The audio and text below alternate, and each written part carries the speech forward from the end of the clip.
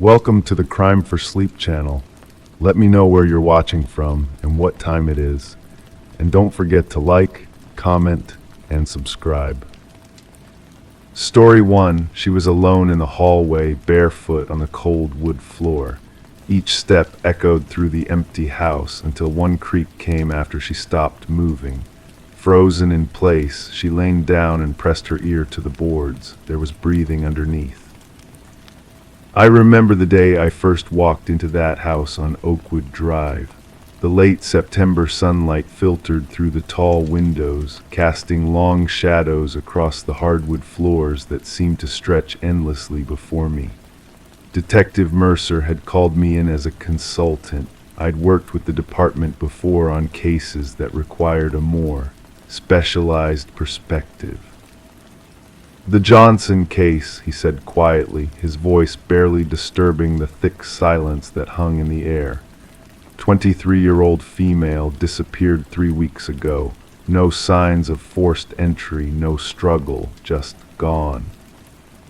The house still held her presence somehow. Her coffee mug sat unwashed in the kitchen sink. A novel lay splayed open on the arm of an overstuffed chair, a bookmark keeping her place on page 147. Life interrupted mid-sentence. I moved slowly through the living room, listening to the gentle complaints of the floorboards beneath my feet. Old houses speak if you know how to listen. This one was whispering secrets. "The responding officers found nothing," Mercer continued, his notepad flipping softly between his fingers. "Family says Emma was happy, no enemies, no concerning relationships. She was studying architecture at the university, had a part-time job at the library, model citizen." I nodded, absorbing the information while my eyes traced the contours of the room. "What made you call me in? This could be a standard missing persons case." Mercer hesitated, and I caught the slight shift in his breathing. "The neighbor, Mrs. Calloway, she's 87, lives next door, says she heard footsteps in this house every night for a week after Emma disappeared. But she also says," he paused, glancing around as if the walls might be listening, "she says the footsteps came from under the floor." The air seemed to grow denser around us. I've learned over the years not to discount the perceptions of the elderly. Their senses might dim, but their intuition often sharpens. "Show me the floor plan," I said. The original blueprints revealed nothing unusual, a standard craftsman built in 1923. No basement, just a small crawl space for utilities access. But as I studied the faded blue lines, something caught my attention. The dimensions didn't quite add up. The interior measurements were shorter than the exterior by nearly 6 feet along the east wall.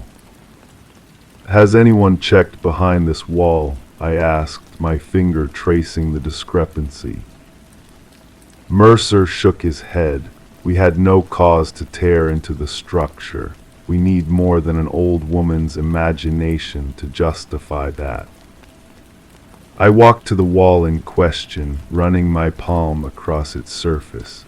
The paint was newer here than elsewhere in the house, perhaps only a few years old, while the rest showed the patina of decades.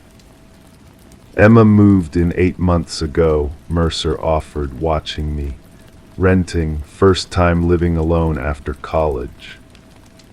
"Who owned the house before the current landlord?" I asked, my ear now pressed against the wall, listening for any anomaly in the acoustic response. "A man named Gareth Preston. Owned it for 30 years before selling it to the current owner, Victor Crane. Preston moved to Florida after his wife died." I nodded, filing away the information as I continued my slow circuit of the house. In the hallway, my feet met cold wood, the varnish worn thin from years of passage. I stopped near the bathroom door, feeling a subtle difference in the floor beneath me. One board gave slightly more than the others. I knelt down, running my fingers along the seam. If you weren't looking for it, you'd never notice the almost imperceptible gap that was wider on one end than the architectural standard. "Do you have a flashlight?" I asked. Mercer handed me his tactical light. I shone it along the edge of the board and caught the faintest glint of metal, a hinge carefully concealed under a layer of stain.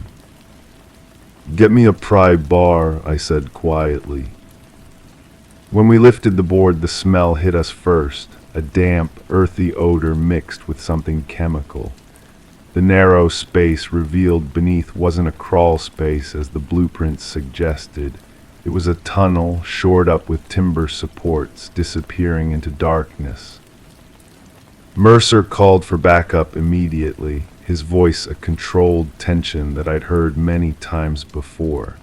The tunnel would need to be explored, documented, followed to its end, but I already knew what we would find. The investigation unfolded over the next 72 hours.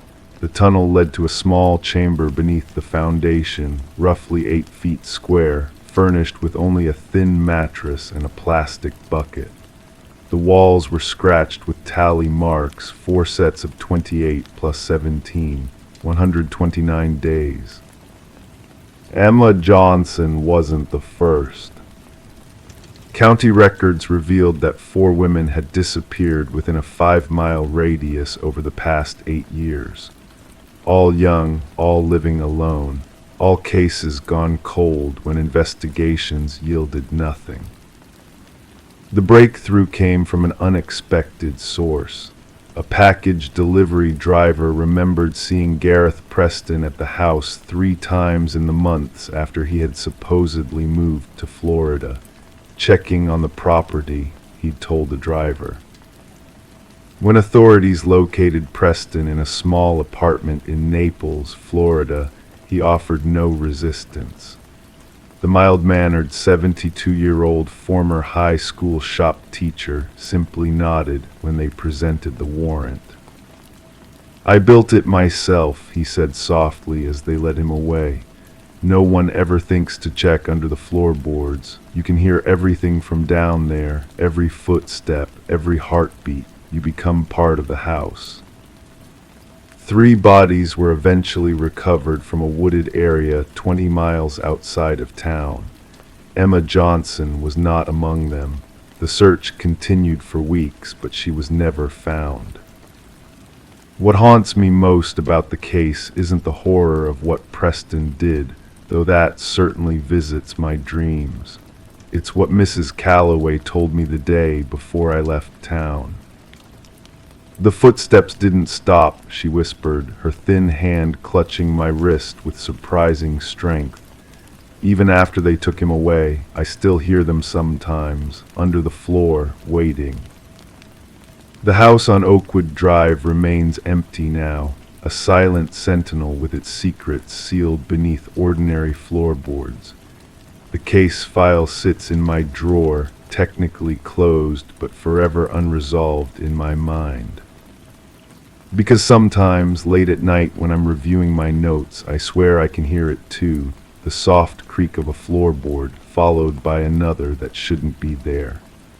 And I wonder if Emma Johnson ever truly left that house, or if some part of her is still there, trapped beneath the surface of everyday life, just out of reach. Just like the questions that remain unanswered, hidden in plain sight, waiting for someone to listen closely enough to the spaces between what we know and what we fear to discover.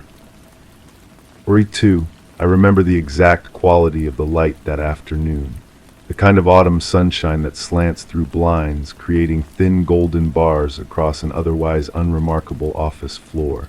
I was cleaning out my desk after 7 years at the firm, cardboard boxes half filled with personal items, a ceramic mug from Sedona, framed photos of my sister's kids, reference books I'd accumulated over the years. The silence of the weekend building wrapped around me like a comfortable sweater.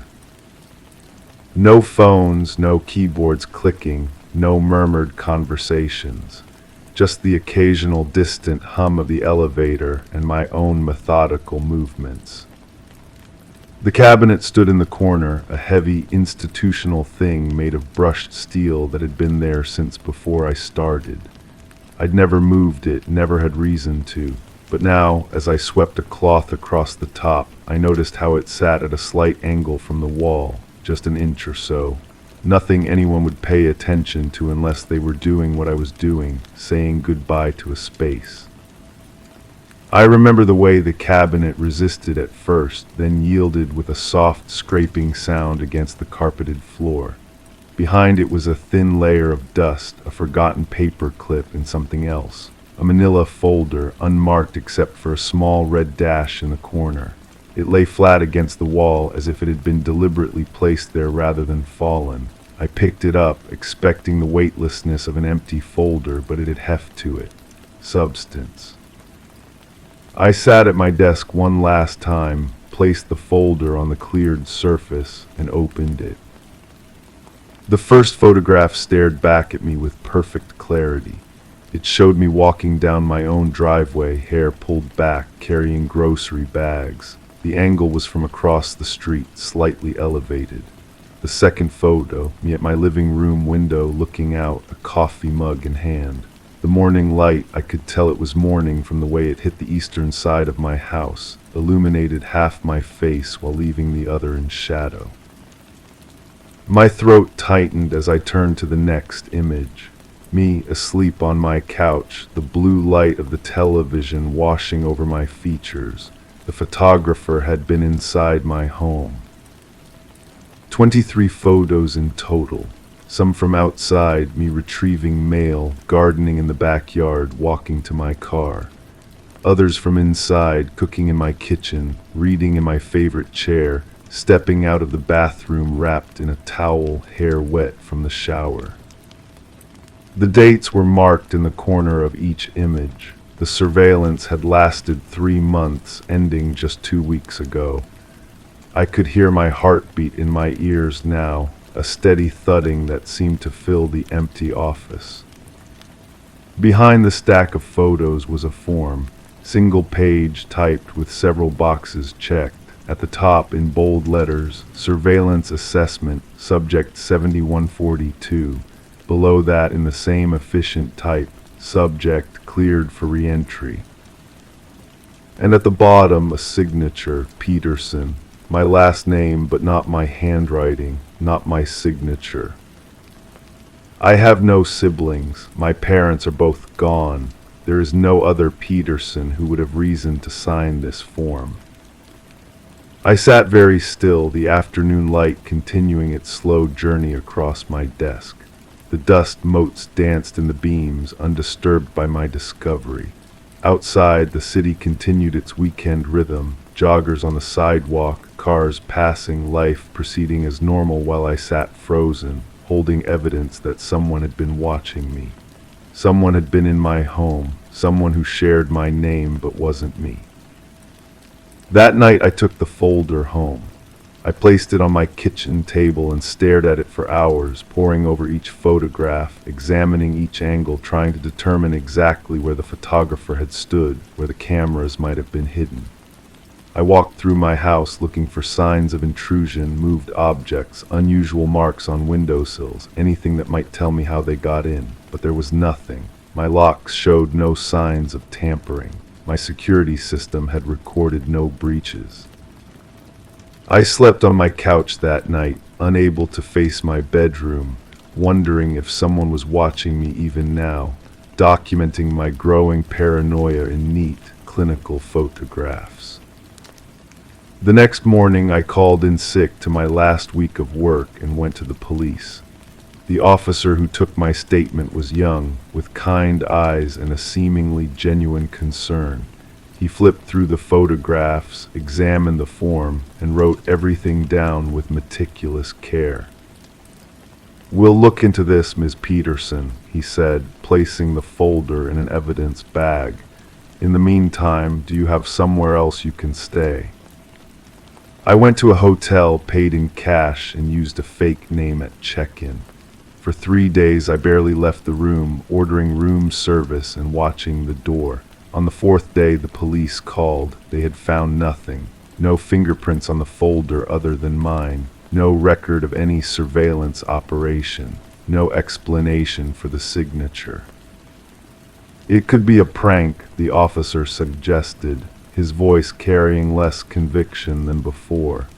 A goodbye gift from a colleague with a strange sense of humor.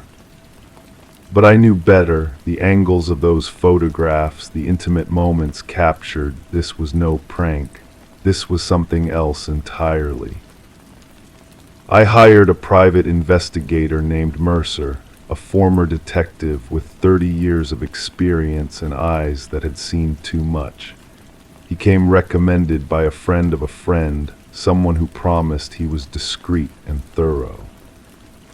Mercer examined copies of the photographs I had made before turning the originals over to the police. He asked questions about my routines, my work, my relationships. He installed new locks on my doors and windows and swept my house for surveillance devices. He found nothing. Whoever did this was professional, he told me, sitting at my kitchen table a week after I'd hired him.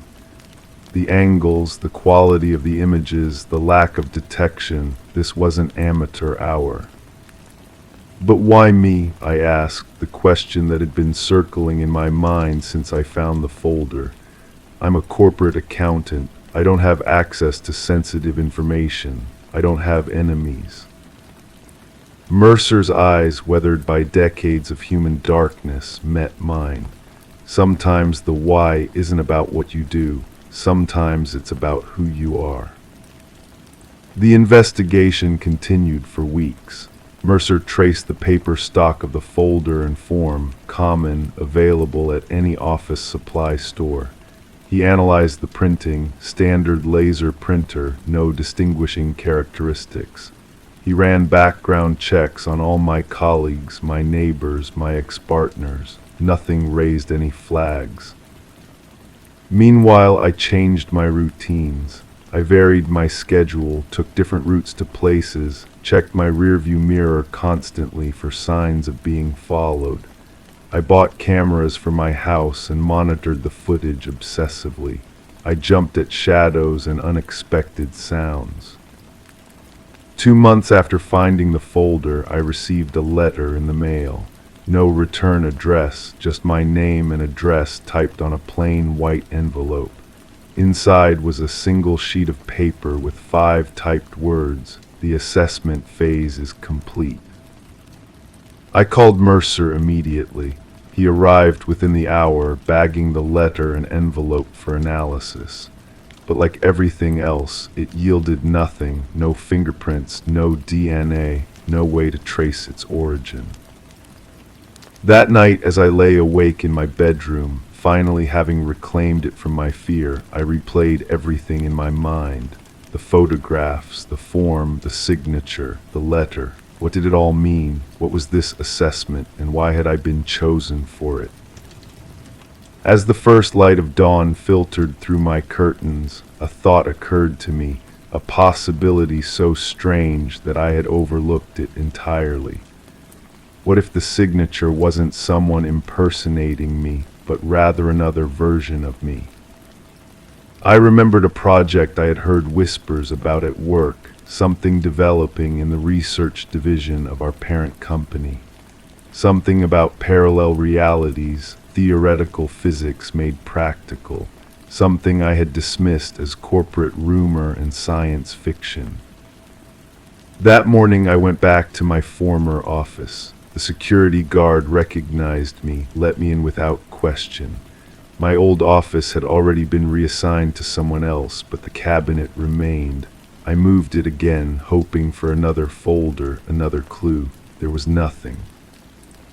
But as I stood there, I noticed something I had missed before.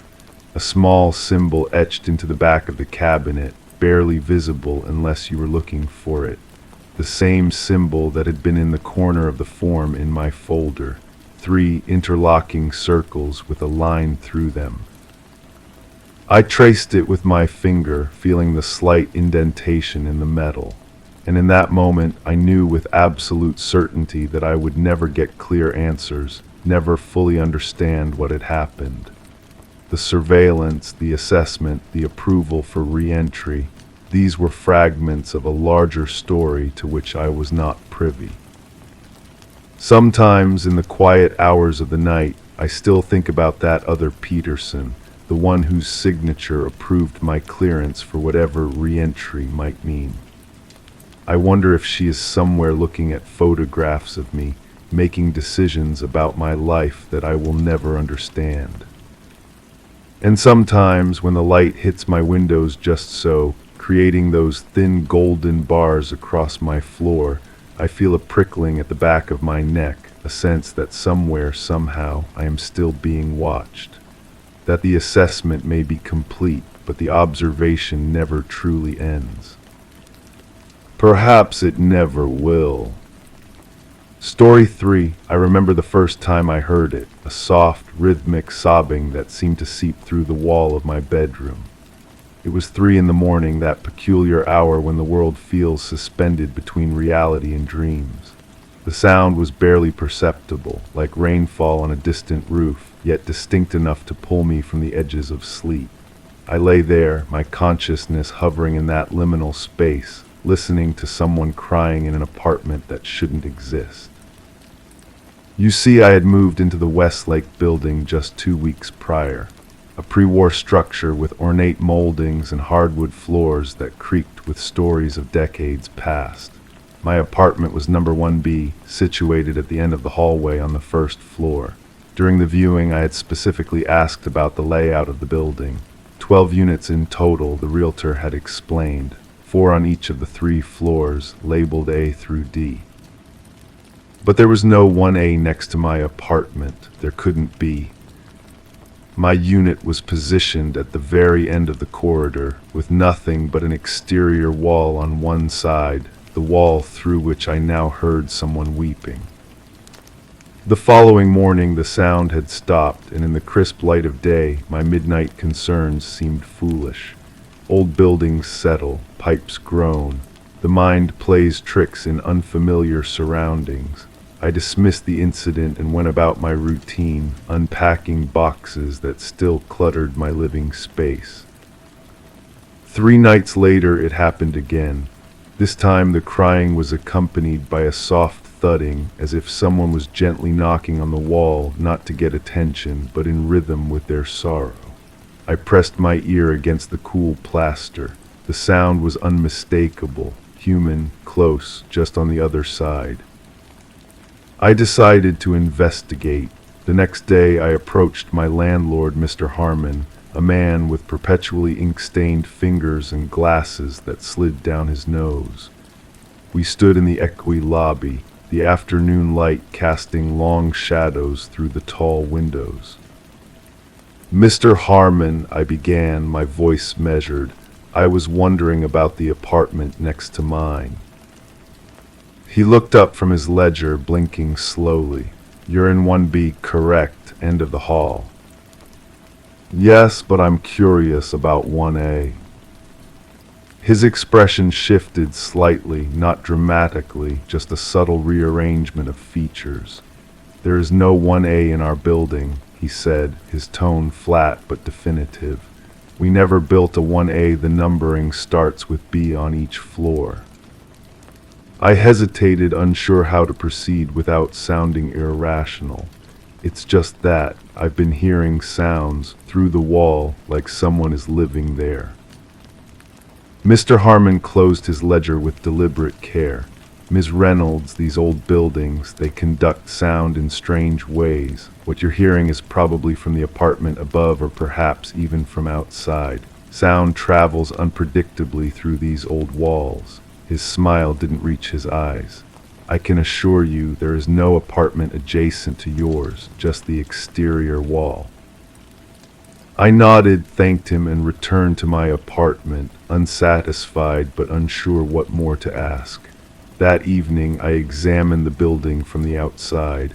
According to the floor plan and what was visible from the street, There simply wasn't space for another apartment.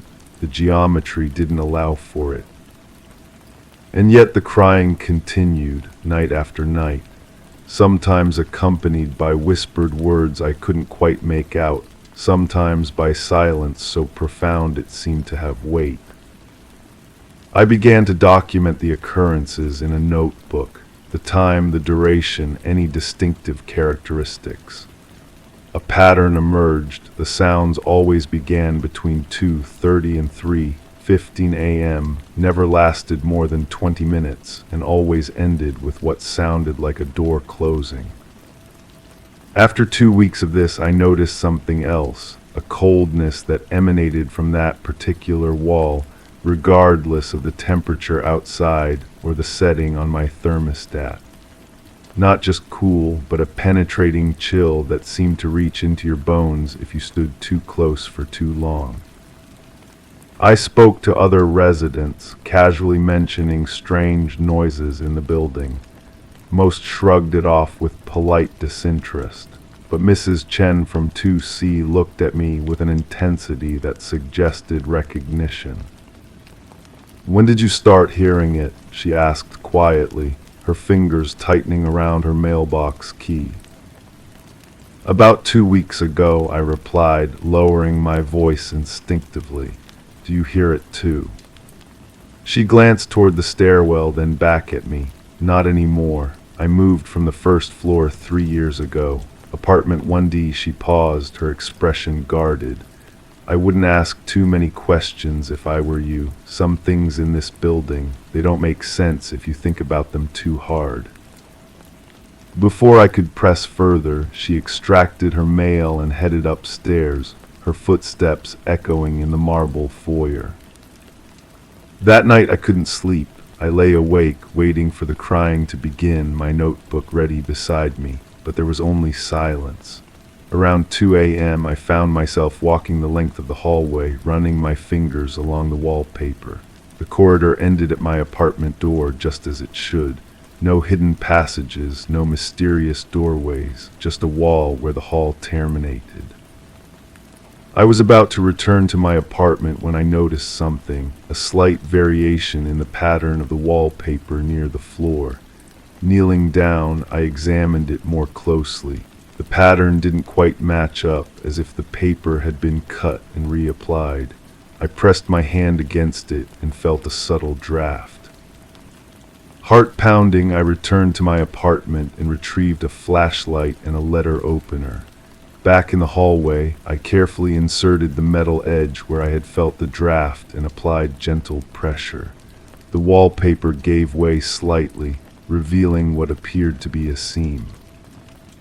Working methodically, I traced the outline of what could only be described as a door, a small one, no more than 4 feet high. It took nearly an hour of careful manipulation, but eventually I managed to pry it open enough to see that it led to a narrow passageway. The passage was dark and smelled of dust and something else, something older and less definable. My flashlight revealed a corridor that seemed to bend around the exterior of the building, defying the architectural logic I had observed from outside. It couldn't exist in the physical space available, and yet there it was. After about 15 feet, the passage ended at another door, this one full-sized and painted a deep burgundy that had faded to the color of dried blood. There was no knob, just a simple latch, and on the door in tarnished brass numerals that had collected decades of dust, 1A. I stood there, flashlight beam trembling slightly on the numbers as the implications settled over me. Either I had discovered something that defied explanation, or I was in the midst of an elaborate deception, or worse, a delusion. As I contemplated my next move, I heard it again, the soft crying from beyond the door. But this time, without the barrier of my bedroom wall between us, I could make out words interspersed with the sobs. "Please find me, I've been here so long." My hand hovered over the latch. Everything about this situation screamed danger, and yet could I really walk away from someone in distress? What if there was a simple explanation? A hidden apartment, an architectural anomaly, a person trapped or hidden away. I made my decision. With a deep breath, I pressed down on the latch. It gave way with surprising ease, as if recently oiled. The door swung inward slightly, just enough to see a sliver of what lay beyond, a room illuminated by a single lamp with a fringed shade, casting long shadows across wooden floorboards. And there, sitting on the edge of a neatly made bed, was a young woman in clothing that looked at least 50 years out of date. She turned toward the door, toward me, her tear-stained face transitioning from sorrow to relief.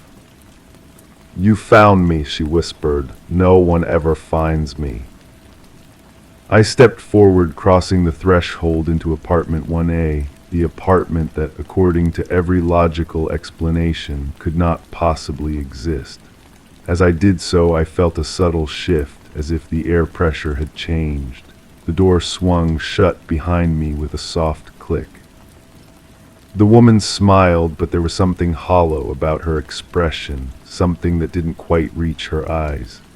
"Now you're here too," she said, her voice suddenly clear and free of emotion, "and no one will find either of us. It's been I don't know how long now. Time moves differently in apartment 1A. I cry sometimes, especially at night. I press my hands against the wall and wonder if anyone on the other side can hear me. I wonder if they'll ask about the apartment that doesn't exist. I wonder if they'll find the door. Sometimes I think I hear footsteps in the hallway, pausing, hesitating, and I hold my breath, hoping they'll keep walking. Because now I understand the look in Mrs. Chen's eyes, the carefully structured denial from Mr. Harmon. And I wait, torn between hoping someone will find this door and praying they never do. Story 4, I never used the second monitor. It was still in the box. But one night the screen came on by itself, showing a nursery identical to my own. A shadow moved across the crib. Then came the voice, "She's finally asleep." The first time it happened, I was folding laundry in the dim light of my bedroom. The clothes still held the warmth from the dryer, and the soft scent of lavender fabric softener hung in the air. My daughter Emma had just turned 6 months old, and after an hour of gentle rocking and soft lullabies, she had finally drifted off to sleep. The primary baby monitor sat on my nightstand, its small green light pulsing steadily in the semi-darkness, occasionally flickering when Emma stirred. I remember the weight of my husband's cotton shirts in my hands when I noticed something unusual, a soft blue glow emanating from the closet. I set the laundry down and walked across the plush carpet, my footsteps silent in the stillness of the night. The source of the light was a box on the top shelf, the backup baby monitor we'd received as a gift but never opened. Its screen was now illuminated, casting eerie shadows on the ceiling of my closet. I reached up and carefully took down the box. The cardboard was still sealed, the packing tape undisturbed, yet somehow the device inside was powered on. The hair on my arm stood up as I stared at the screen. It showed a nursery, white walls, a mobile hanging from the ceiling, a rocking chair in the corner, so similar to the one down the hall that for a moment I thought it had somehow connected to our primary monitor.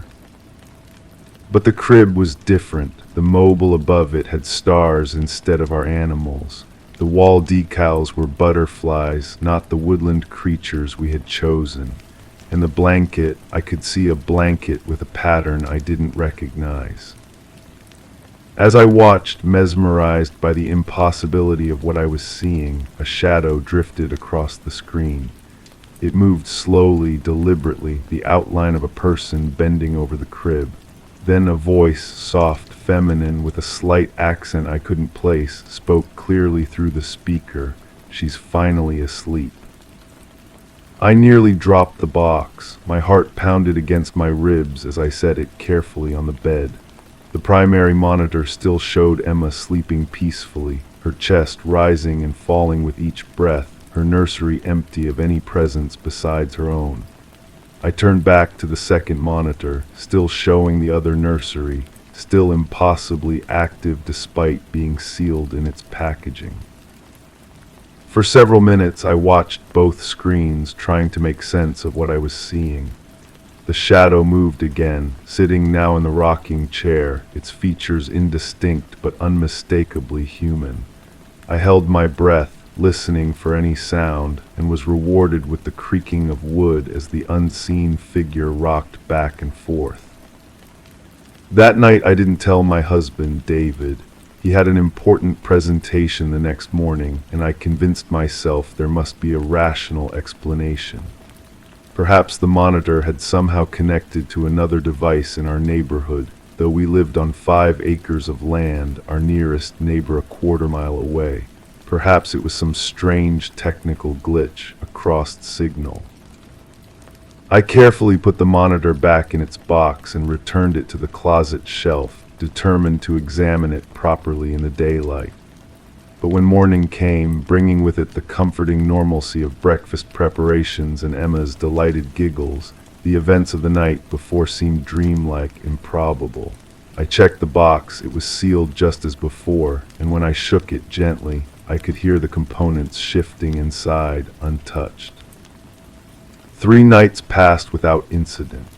On the 4th night, as a gentle rain tapped against the windows and the house creaked and settled around us, I was awakened at 2:17 a.m. by the same soft blue glow. The second monitor had activated again, this time showing the same nursery but from a different angle. The crib was now visible in its entirety, and I could see a small form beneath the butterfly blanket. The shadow was there again, leaning over, a hand reaching down to adjust the covering. "Sleep tight, my precious one," the voice whispered, and this time I felt a chill run through me that had nothing to do with the cool night air. There was something in that voice, a note of possession, of desperate longing that made my stomach tighten. I took the box down again, examined it more carefully. The seal was intact. I ran my fingers along the edges, feeling for any opening, any sign of tampering, but found none. Yet the screen inside glowed steadily, showing me glimpses of another world, another nursery, another mother and child. After a week of these nocturnal visitations, I finally told David. He listened with the patient, slightly skeptical expression he often wore when I shared my more intuitive concerns. Always the engineer, he took the box and examined it thoroughly, even cutting through the seal to remove the monitor. He turned it over in his hands, inspecting every inch of its plastic casing. "There's no battery," he said finally, his brow furrowed in confusion. "And even if there were, no signal could penetrate a sealed box like this. It's impossible, Kate." Yet that night, after he'd gone to sleep, the blue glow appeared again. This time I took out my phone and began recording, capturing the mysterious nursery, the shadowy figure, the voice that now spoke for several minutes, singing a lullaby I didn't recognize in a language I couldn't identify. The next day I began researching. Our house was relatively new, built just 5 years ago on previously undeveloped land. No tragedies, no mysterious disappearances in the area. The baby monitor was a popular brand with no reports of similar phenomena online. I called the company and spoke with a technical support representative who assured me that their monitors used a secure, encrypted connection that couldn't possibly pick up signals from other devices. As the nights went on, I started to notice patterns. The monitor always activated between 2:00 and 3:00 a.m. The nursery was always the same, but sometimes the angle changed, as if the camera was being moved. And the shadow, sometimes it stayed for just a moment, other times it lingered for nearly an hour, rocking, singing, watching. 2 weeks after the first incident, something changed. I woke to the blue glow, now familiar but no less unsettling, and found the monitor showing the same nursery, the same crib. But this time the shadow was agitated, moving quickly around the room. The voice came through clearly, no longer soothing but urgent, frightened. "Something's wrong," it said. "She's too quiet, she's too still." I watched frozen as the shadow bent over the crib, hands moving frantically. I heard what sounded like sobbing, then a desperate, keening cry that made my blood run cold. I rushed to Emma's room, my heart in my throat, only to find her sleeping peacefully, her small chest rising and falling with each breath. Back in my bedroom, the monitor showed only static. When it cleared, the nursery was empty. The crib was empty. The butterfly blanket was gone. For 3 nights, nothing happened. On the 4th night, the blue glow returned. The nursery was different now, the crib replaced by a small bed, the walls painted a pale green instead of white. A collection of stuffed animals sat on a shelf that hadn't been there before, and on the bed, under a quilt of many colors, lay a small form. The shadow entered, moved to the bedside, and spoke. It was the same voice, older now, more tired, but unmistakable. "Another year without you," it said softly. "Happy birthday, my angel. Mommy misses you every day." I realized then what I was witnessing, a mother's grief playing out across some impossible connection between our worlds. A child lost too soon. A nursery preserved, then slowly transformed as the years passed. A love that refused to fade. I never learned her name, this other mother who shared her nights with me. I never saw her face clearly, never knew what tragedy had befallen her child. But for 3 years, on random nights that eventually formed a pattern, birthdays, holidays, ordinary Tuesdays when grief must have been too heavy to bear alone, the monitor would glow blue, and I would watch her sit by an empty bed, talking to a child who wasn't there. Detective Morris didn't believe me when I finally went to the police. Neither did the parapsychologists from the university or the electrical engineers who examined our home's wiring and the monitor itself, which remained stubbornly normal under their scrutiny. Even David, who had seen the recordings I had made, eventually suggested that perhaps my maternal anxieties had manifested in an elaborate fantasy. But I know what I saw. I know the weight of that other mother's grief, transmitted somehow across whatever veil separates us from those we've lost. And I know that on the night the second monitor finally went dark for good, I heard her voice one last time, peaceful now, almost happy. "I think I'll see you soon, my darling. Mommy's coming to where you are." Sometimes in the darkest hours of the night, I still look toward my closet, half expecting to see that soft blue glow. Part of me hopes it will return, not for the mystery or the chill of the unexplained, but because I've come to care for that shadow mother and her lost child. I hope she found peace. I hope she found her way to where her baby waits.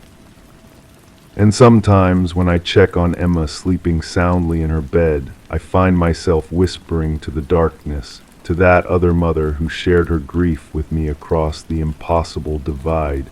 She's safe, she's here, she's asleep. Story 5. I was sitting in my apartment when the cardboard box arrived, an unexpected delivery from my mother who had been clearing out the attic of my childhood home. "Thought you might want these things," read her hastily scrawled note. Inside, beneath high school yearbooks and faded photographs, I found the journal, bound in faded blue fabric, its corners worn smooth by time.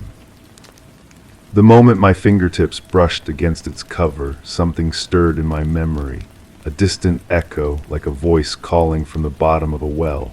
I carried it to my reading chair by the window, where afternoon light spilled across the pages as I opened it. The familiar looping handwriting of my 12-year-old self greeted me, chronicling the mundane adventures of childhood until I reached May. Mom took me for ice cream after my recital. Sarah wasn't speaking to me at school again. Read the last entry for May 12th. When I turned the page, expecting June, I found instead July 17th. Between them, someone had torn out what appeared to be a dozen pages. In their place, a single sheet remained, bearing a message in black ink that wasn't mine. Do not ask about June. Do not try to remember. The handwriting was controlled, deliberate, adult. Each letter pressed firmly into the paper, creating indentations visible when I ran my finger across the back of the page. I closed the journal and set it on my coffee table, where it seemed to pulse with a strange energy. That night, I dreamed of running through woods I didn't recognize, the sound of water somewhere nearby, and woke with my heart hammering against my ribs. The next morning, I called my mother. "That journal you sent, there are pages missing," I said, trying to keep my voice casual. A pause stretched across the phone line, followed by the soft clink of what I imagined was her teacup being set down. "What missing pages?" Her voice had changed, tightened. "June, the entire month of June is gone from when I was 12. You were sick that month," she said too quickly. "You probably didn't write anything." Someone wrote a warning in it about not trying to remember. The silence that followed was different from the first, heavier, charged with something I couldn't name. "It was a difficult time," she finally said. "Some things are better left in the past, Rachel." She changed the subject then, asking about my work, my apartment, whether I was seeing anyone. I answered automatically, but my mind remained fixed on those missing pages. After we hung up, I pulled out my laptop and searched through old family photos. June was indeed missing, a gap between my spring recital photos and a July barbecue. I checked my school records that I'd kept digitally, finding a doctor's note excusing a 3-week absence that summer. 3 weeks I had no memory of. The journal sat accusingly on my coffee table as rain began to tap against my windows. I poured myself a glass of wine and settled onto the couch, opening to that warning page again. Holding it at an angle under my reading lamp, I noticed faint impressions on the paper. Whoever had written the warning had pressed hard enough to leave marks on the next page. I grabbed a pencil and lightly shaded over the blank page, revealing ghost-like words, Cedar Creek, Cabin 8. Cedar Creek meant nothing to me, but it was enough to search online. A vacation resort 3 hours north of my childhood home, nestled against the edge of a forest preserve. It had closed 15 years ago after a string of financial troubles. I slept poorly that night, fragments of dreams slipping away as I woke. Water, trees, the sensation of running. The next day I called in sick to work and drove north. 3 hours of highway gave way to county roads, then to gravel paths barely visible through encroaching vegetation. The abandoned resort appeared through the trees, a collection of weathered cabins arranged in a semicircle around what had once been a central lodge.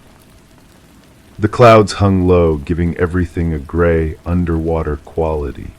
I parked near the dilapidated main office and stepped out, the silence immediate and complete. No birdsong, no rustling leaves, just the occasional drip of moisture from the pines. Cabin 8 stood at the far end of the semicircle, partially hidden behind overgrown rhododendrons. Its door hung slightly ajar, swollen with dampness. Inside, dust covered every surface, a small kitchenette, a sitting area with a stone fireplace, and a bedroom with twin beds still made up with faded quilts. Nothing seemed significant until I noticed the loose floorboard beneath the window. When I lifted it, my fingers found a small metal box. Inside was a police report, unofficial, photocopied. A child had drowned at Cedar Creek that summer, a 12-year-old girl named Hannah Mills. My stomach tightened as I continued reading. Hannah had been staying in cabin 7 with her family. She'd last been seen playing with another girl, described only as a guest from cabin 8 before she disappeared. Her body was found 2 days later, downstream in a collection pool. The report noted that the other child had been unable to provide coherent testimony and appeared traumatized by the events. Names were redacted, but a cold certainty settled over me. I had been that other child. As I sat there cross-legged on the dusty floor, fragments began to surface, not memories exactly, but sensations. The sharp scent of pine needles, laughter echoing across water, a hand slipping from mine. Below the police report was a newspaper clipping. The official ruling had been accidental drowning, but Hannah's parents had contested it, suggesting there had been foul play, that the other child knew more than she was saying. The case was eventually closed without further investigation. The last item in the box was a photograph, 2 girls sitting on a dock, legs dangling above clear water. One was unmistakably me, gap-toothed and sunburned. The other I assumed was Hannah, blonde hair in 2 braids, smiling widely at the camera. We had our arms around each other's shoulders, friends. I drove back to the nearest town and found a small motel for the night. Sleep wouldn't come, so I spread the contents of the box across the bedspread, trying to piece together what had happened. Why couldn't I remember any of this? Why had someone, my parents, I assumed, gone to such lengths to erase this month from my memory? The next morning, I called the only person who might have answers, my childhood therapist, Dr. Marshall. His receptionist seemed surprised when I asked for him, informing me that he had retired 5 years ago but still lived locally. She gave me his address after I explained I was a former patient wishing to thank him. His home was a modest craftsman on a quiet street. When he opened the door, recognition flickered across his face, followed quickly by concern. "Rachel," he said quietly, "I've wondered when you might come back." We sat in his study, surrounded by books and the gentle ticking of an antique clock. I showed him the journal, the warning, what I'd found at Cedar Creek. "Your parents brought you to me after the incident," he explained, choosing his words carefully. "You were experiencing severe dissociative episodes. You couldn't speak about what happened without becoming hysterical." "What did happen?" I asked, my voice barely above a whisper. Dr. Marshall sighed, removing his glasses to clean them with a cloth from his pocket. "You and Hannah had been inseparable that week. According to your initial statements, you'd gone exploring along the creek that afternoon. There was a storm coming and the water was rising. You said Hannah wanted to cross at a narrow point using stepping stones. You didn't think it was safe." He paused, replacing his glasses. "You said she fell, that you tried to reach her, but the current was too strong. But then your story changed. You began saying it was your fault, that you'd pushed her, then that she'd pushed you first, then that a stranger had been there." The room seemed to tilt slightly. "We eventually determined that you hadn't pushed her. That was guilt talking. What troubled your parents was your inability to settle on what had actually happened. The stress was causing you to create and recreate the event. So they decided to make me forget." "Not exactly. I recommended a form of focused therapy to help you process the trauma without becoming overwhelmed by it. Your parents took a different approach. They removed all reminders of that summer. They never spoke of it again. I warned them that repression wasn't the answer, but they were desperate to see you whole again." As he spoke, something strange was happening. Images were forming in my mind, not memories returning, but rather spaces where memories should be, negative impressions like the indentations on paper.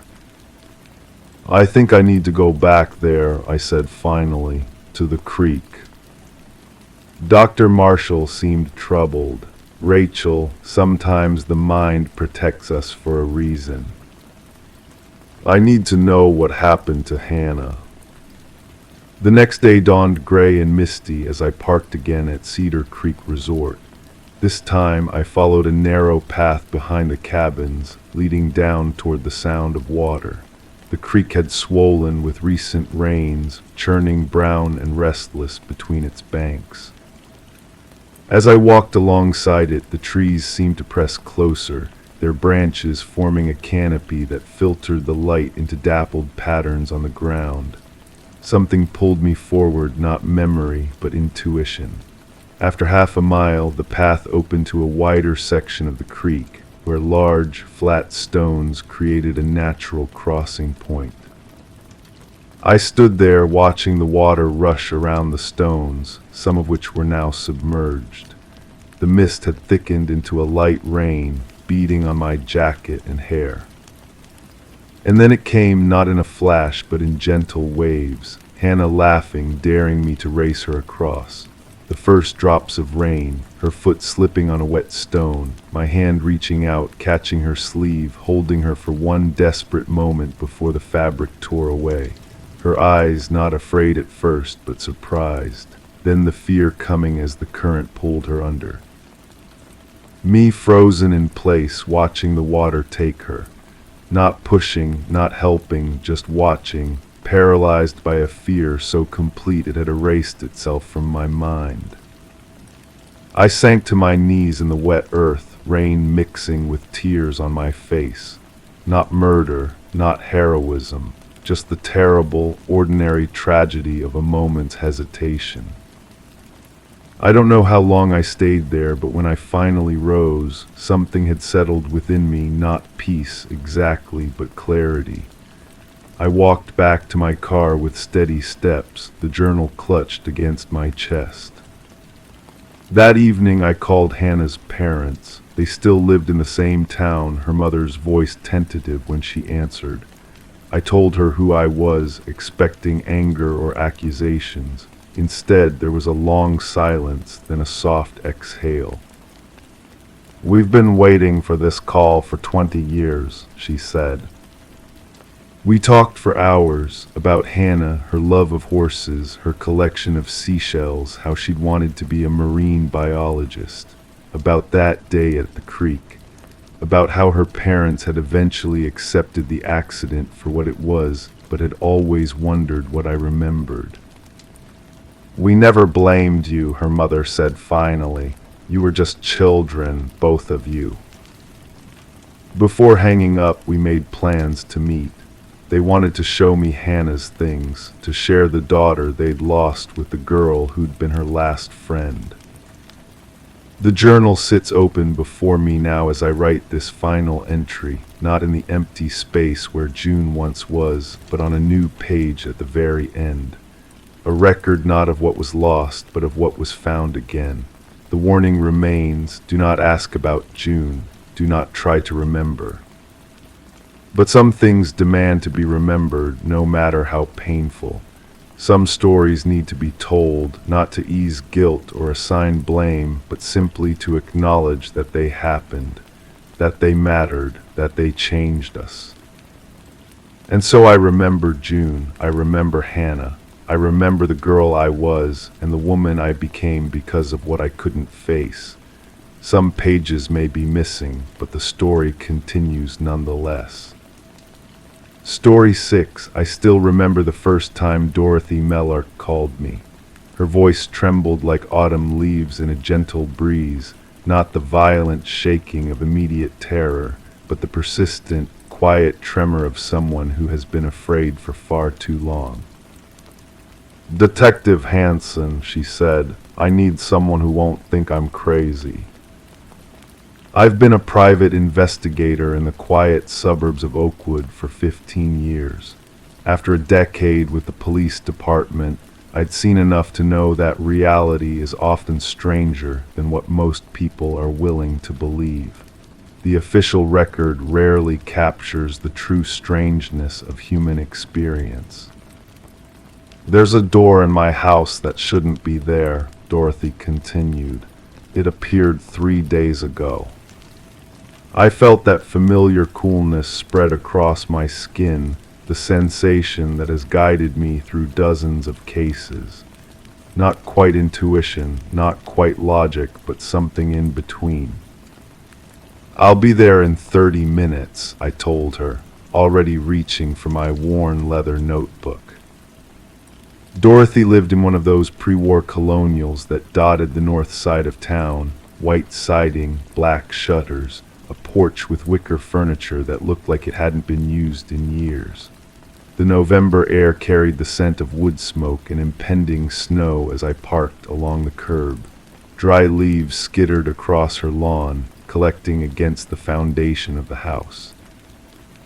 Dorothy was in her 60s, with silver hair cut in a practical bob and eyes that seemed to constantly reassess their surroundings.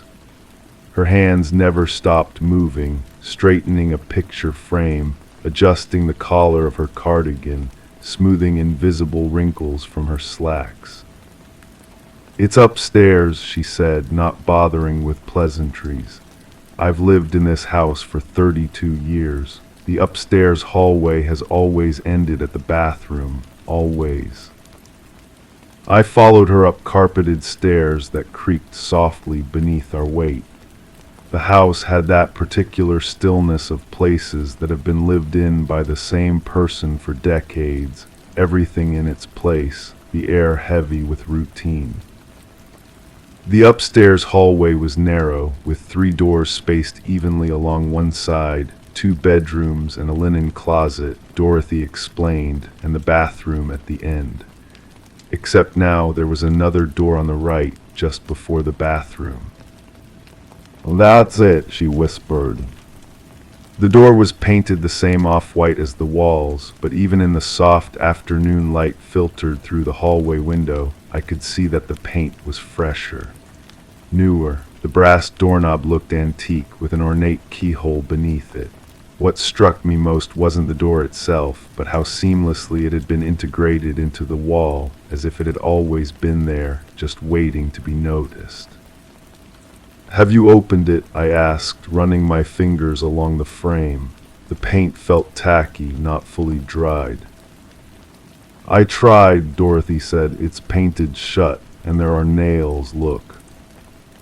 She was right. Small nail heads dotted the perimeter of the door, barely visible unless you were looking for them. "Who else has been in the house recently?"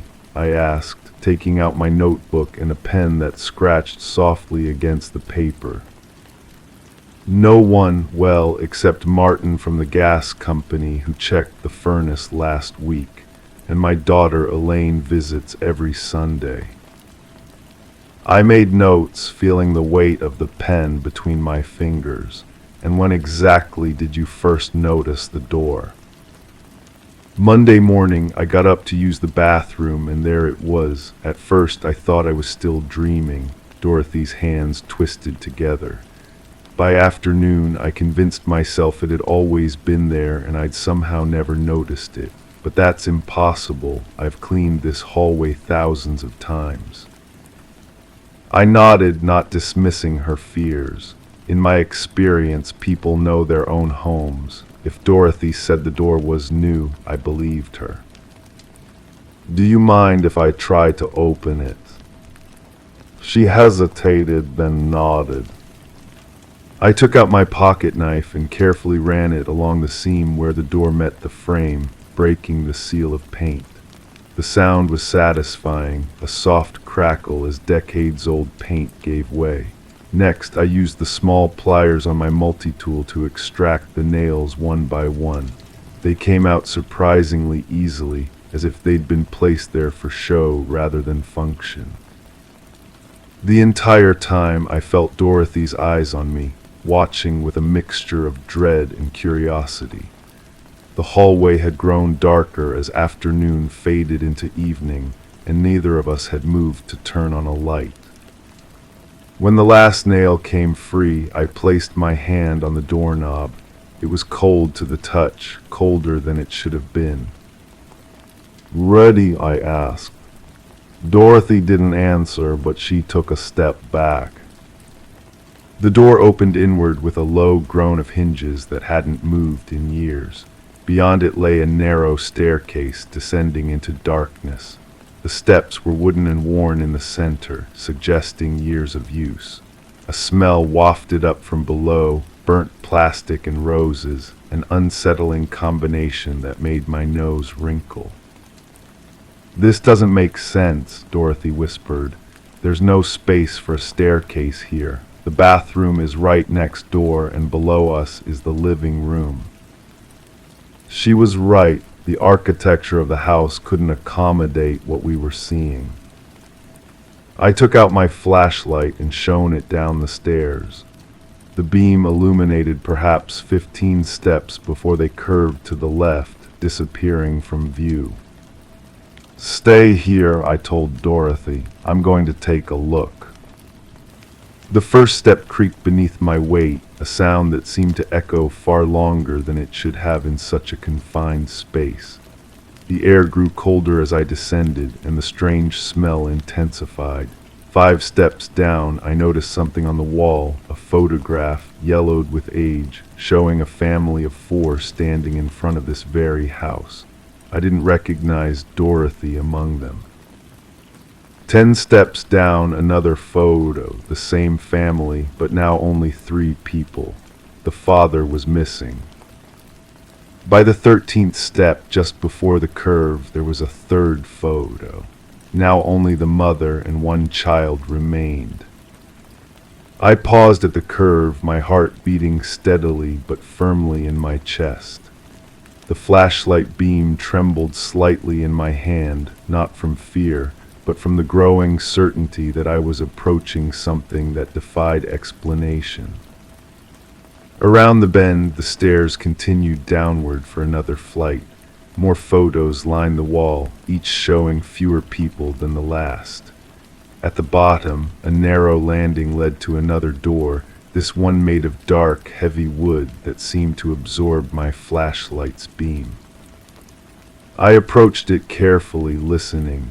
From behind the door came a soft sound, rhythmic like breathing or perhaps gentle tapping. I placed my hand on the doorknob.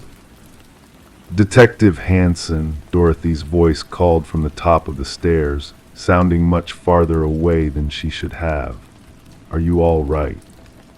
"I'm fine," I called back, though my voice sounded muffled in the close air of the stairwell.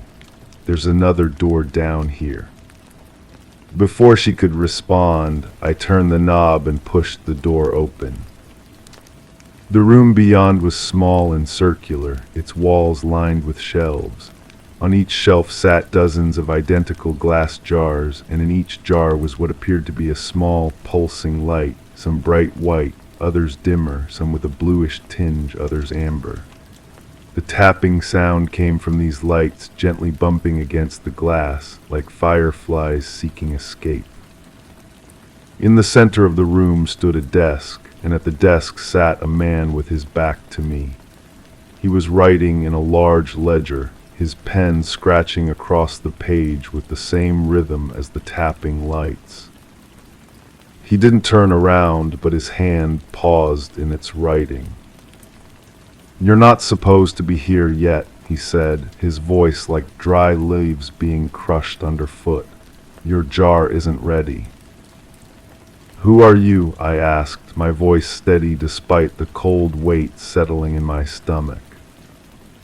Now he turned, and I saw a face both young and ancient, skin smooth, but eyes that had witnessed centuries. "I am the collector," he said simply, "and you've come too early." His eyes flicked to one of the shelves, where an empty jar stood alone. "This house has always had this door," he continued, turning back to his ledger. Most residents just never notice it until it's their time. Mrs. Mellark wasn't supposed to see it for another 7 years, 3 months, and 16 days. I took a step backward toward the staircase. What are you collecting? He smiled, then, an expression devoid of warmth. What everyone leaves behind, of course. Moments, memories, the parts of people that make them who they are. He gestured to the jars. Each resident of the house contributes to my collection when their time comes. It's been this way since the house was built in 1887. My back touched the door frame. And Dorothy, what do you want from her? Nothing yet, he said, returning to his writing. As I said, it's not her time. The door wasn't supposed to be visible to her. Something has interfered with the natural order. His pen paused again. Perhaps it was you, Detective Hanson. You have a habit of seeing things that should remain hidden. I felt a chill that had nothing to do with the temperature of the room. You should leave now, the collector said without looking up. Close the door behind you and tell Mrs. Mellark to forget what she's seen. The door will disappear again by morning, at least to her eyes. I backed onto the landing, unable to tear my gaze from the room with its hundreds of glowing jars. Just before I closed the door, the collector looked up one last time. We'll meet again, Detective. Your jar is waiting. I closed the door and hurried up the stairs, not stopping to examine the photographs. Dorothy was waiting exactly where I'd left her, her face pale in the darkened hallway. What did you find? She asked. I hesitated. How could I explain what I'd seen? How could I tell her about the collector and his jars, about the photographs showing families slowly disappearing, about her name in his ledger? Nothing, I lied. Just an old storage space, probably sealed up during a renovation and forgotten. Dorothy didn't believe me. I could see it in her eyes, but she nodded slowly. I'll call a contractor tomorrow, she said. Have them seal it up properly. That night I sat in my car across from Dorothy's house until the last light went out. I watched the windows, half expecting to see a figure moving behind the glass, collecting memories like fireflies in jars. In the morning I returned. Dorothy greeted me with a puzzled expression. Detective Hanson, I wasn't expecting you. I wanted to follow up, I said, about the door. She frowned. What door? I followed her upstairs to the hallway, where the wall stood uninterrupted, bathroom at the end, no additional door in sight. Not even a seam or discoloration in the paint suggested it had ever existed. I must have been mistaken, I said, though we both knew I wasn't. As I left her house, I couldn't shake the feeling of being watched. In my rearview mirror, I saw Dorothy standing at her upstairs window, her hand pressed against the glass. Behind her, just visible in the reflection, stood a tall figure with ancient eyes, his hand resting on her shoulder. I've driven by that house every day for the past 3 years. Sometimes I see Dorothy tending her garden or collecting her mail. She always waves, never remembering our strange encounter with the house that grew a door. But I remember, and sometimes in the quiet hours of the night, I find myself checking the walls of my apartment, running my fingers along the seams, watching for doors that shouldn't be there. Listening for the soft tapping of memories in glass jars. Waiting for the collector to find me. Story 7. The day had started like most others in my line of work, routine, predictable, methodical. As a detective in a small town where major crimes were rare occurrences, I'd grown accustomed to the gentle rhythm of minor investigations. But sometimes the most unsettling cases don't announce themselves with sirens or yellow tape. They whisper to you from places you least expect. It was early November when I received the call about the Carlson residence, a modest two-story home on Maple Street that had stood vacant for nearly 8 months. The previous owners had moved out in a hurry, neighbors said, though no one seemed to know exactly why. The new owners, a young couple expecting their first child, had been renovating for weeks when they discovered something peculiar behind their kitchen wall. I remember the weight of the cold air as I stepped out of my car that morning. The sky hung low and gray, threatening rain but never quite delivering. Dead leaves skittered across the driveway, making soft scratching sounds against the concrete. I pulled my coat tighter around me, not entirely from the chill. Detective Morgan, the plumber, greeted me at the door, his expression caught between professional detachment and unease. "Thanks for coming. I've been doing this job for 25 years, and I've never seen anything like this."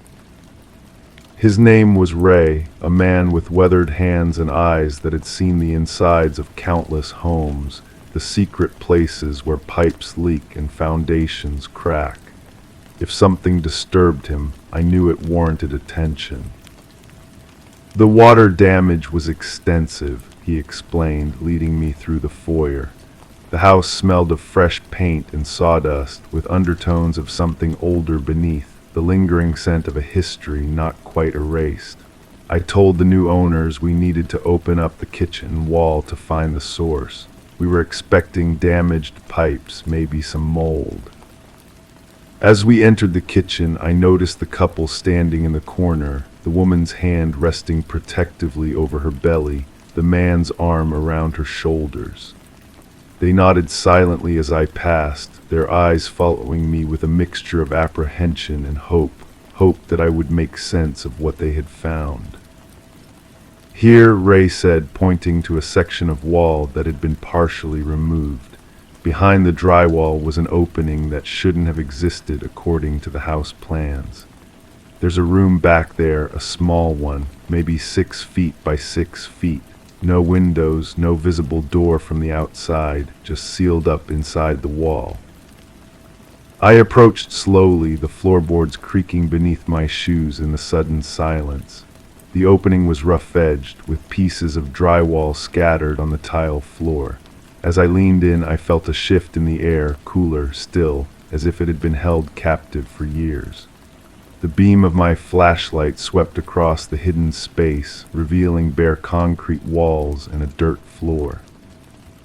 And there, in the center, sat a cassette recorder. Dust had settled on its plastic surface, but not thickly enough to suggest decades of abandonment. It looked out of place, intentionally positioned, almost like it was waiting. "Did anyone touch it?" I asked, my voice sounding distant even to my own ears. "No," Ray answered. "When we saw what was back there, I told everyone to step back and called you right away." I nodded, slipping on a pair of latex gloves from my pocket. The space was tight, but I managed to crouch down and enter through the opening. The air felt heavy in my lungs, charged with something I couldn't quite identify. I circled the recorder carefully, noting that there were no footprints in the dirt floor other than my own and likely Ray's when he had discovered it. The cassette inside was labeled with a single word: "Listen." Against my better judgment, or perhaps following some deeper investigative instinct, I pressed the play button. The mechanism clicked, and for a moment there was only silence. Then, a woman's voice emerged from the small speaker, gentle but clear. "I'm still waiting." The 3 words hung in the air, resonating within the concrete walls. I felt a chill trace its way down my spine as the tape continued to play, revealing only the soft sound of breathing for another 30 seconds before clicking off. Over the next several days, I immersed myself in the history of the house. Built in 1967 by a contractor named James Whittaker, it had changed hands 7 times before the Carlsons purchased it. Property records showed nothing unusual, no reports of construction anomalies or hidden rooms. The previous owners, the Harrises, had lived there for just 11 months before moving abruptly to Arizona. When I finally tracked down Elaine Harris by phone, her voice tightened at the mention of the house. "We heard things," she said after a long pause. "Voices sometimes late at night. My husband said it was just the pipes, old houses settling, but it wasn't. It was always the same, a woman saying she was waiting." "Did you ever investigate where the sound was coming from?" I asked, the receiver cool against my ear. "David wouldn't let me. He said I was imagining things, that the stress of moving was getting to me. But then he started hearing it too. That's when we decided to leave." "And you never looked behind the kitchen wall?" Another pause, longer this time. We were afraid of what we might find. The laboratory analysis of the cassette tape revealed little of value. The recording had been made approximately 10 years earlier, but there were no fingerprints, no background noises to pinpoint a location. The voice belonged to a woman likely in her 30s, with no distinctive accent or speech patterns that might help identify her. I returned to the house daily, measuring the hidden room, photographing every inch of the concrete walls, sifting through the dirt floor. On my 4th visit, I noticed something I had missed before, a small indentation in the concrete at the base of the wall farthest from the opening. Carefully, I pressed against it, feeling the wall give slightly under my touch. A hidden panel slid open, revealing a small cavity. Inside lay a single item, a silver locket on a delicate chain. The metal was tarnished but still caught the light from my flashlight. When I opened it, I found a tiny photograph of a young woman with dark hair and gentle eyes, smiling at the camera. On the opposite side was an inscription, "To Rebecca, forever waiting, Jay." The discovery of the locket gave me a name to search for, Rebecca. The county records showed 3 women named Rebecca who had disappeared within a 30-mile radius over the past 15 years. Only one had never been found, Rebecca Chambers, age 29, last seen leaving her workplace on October 17, 2014. Her case had gone cold after 6 months of intensive investigation yielded no leads. I pulled her file from storage, spreading the photographs across my desk. The resemblance to the woman in the locket was unmistakable. Rebecca had worked as a nurse at the local hospital, was engaged to be married, and had no known enemies. Her fiancé, James Whittaker Jr., had been questioned extensively but cleared of any involvement in her disappearance.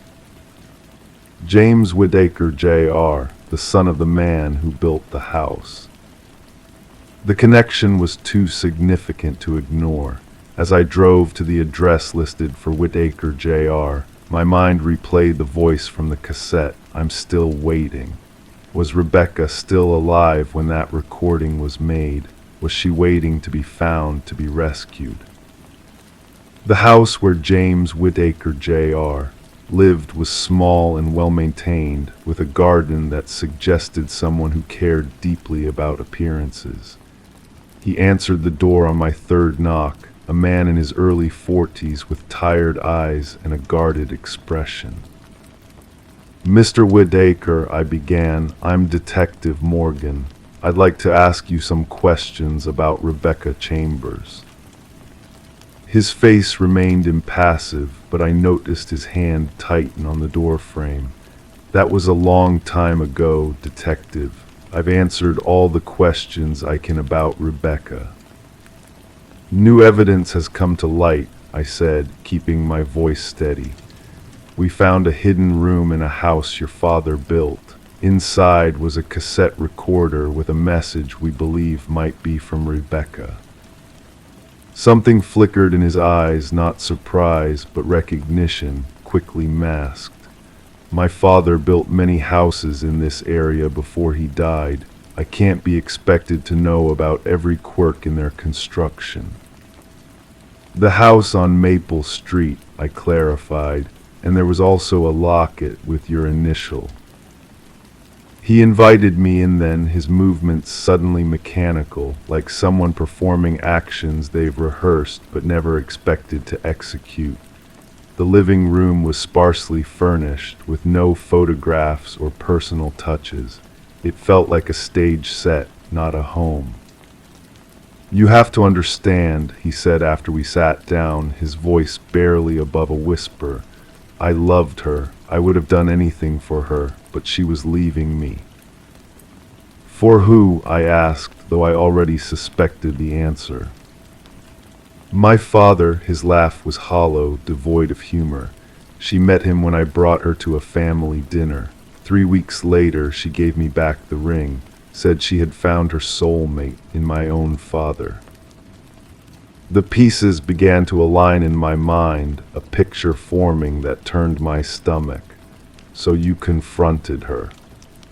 "I just wanted to talk," he insisted, eyes fixed on some middle distance.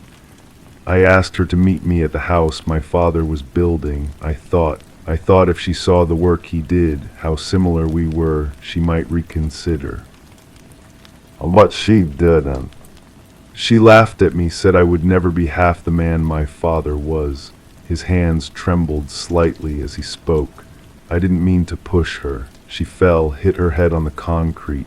When I realized she wasn't breathing, I panicked." "So you hid her behind the wall?" He nodded slowly. "My father was away for 2 days. I sealed up the room, made it look like it had never existed. When he came back, the drywall was up, the kitchen nearly finished. He never knew." "And the cassette recorder?" "That was later, much later, after they had stopped looking for her, after my father died of a heart attack, never knowing what happened to the woman he loved. He met my eyes directly for the first time. I recorded her last words to me. 'I'm still waiting for him, not for me, never for me.' I put it there so I would never forget what she'd done." I arrested James Whitaker, Jr., that afternoon. The forensic team recovered Rebecca's remains from beneath the dirt floor of the hidden room, confirming what I had already suspected. After 10 years, she would finally be laid to rest, no longer waiting behind the wall. As I completed the paperwork on the case, I couldn't help but listen to the cassette one more time. The voice that had haunted the house for years played through the small speaker in the evidence room. "I'm still waiting." But now, in the context of what I knew, the words carried a different weight. They weren't a plea for rescue, but a final rejection, a woman declaring her choice, unaware that those words would become her epitaph. Sometimes the most chilling aspect of true crime isn't the act itself, but the ordinary emotions that drive it: love, jealousy, rejection. The thin line between passion and obsession, and how easily a life can be sealed away, reduced to a voice behind a wall, waiting to be heard. Story 8, it was tucked inside the drawer of her new nightstand, a small, rusted key with a tag that read, "Don't." She had no idea what it opened until she found a trapdoor under the guest bed. The lock fit perfectly. What was below wasn't empty, and it wasn't new. I still remember the weight of the case file in my hands that first morning. The manila folder was thicker than most, the edges worn from countless hands before mine. Detective Harriman had placed it on my desk with a quiet sigh, his weathered fingers lingering on the cover for just a moment too long. Sarah Reeves, 34, found something in her new home that someone didn't want found, he said, his voice a low rumble in the quiet office. The early morning light filtered through dusty blinds, casting long shadows across my desk. She bought the place 3 weeks ago, historic home in Mapleton District, good neighborhood, quiet street. I opened the file slowly, the pages whispering against each other. The first photograph showed an ordinary suburban house, 2 stories, white trim, a small front porch with a swing. Nothing remarkable, nothing that hinted at what waited inside. The coffee in my mug had grown cold, but I sipped it anyway as I began reading the initial report. Sarah Reeves was a high school English teacher who had recently divorced. The house on Elmwood Lane was her fresh start, at least that's what she told her sister during their last phone call. She'd been excited about the antique furniture left behind by the previous owners, an elderly couple who had moved to Florida. "The nightstand came with the house?" I asked, looking up at Harriman. He nodded, settling into the chair across from me. It creaked softly under his weight. Most of the furniture did. Previous owners were downsizing.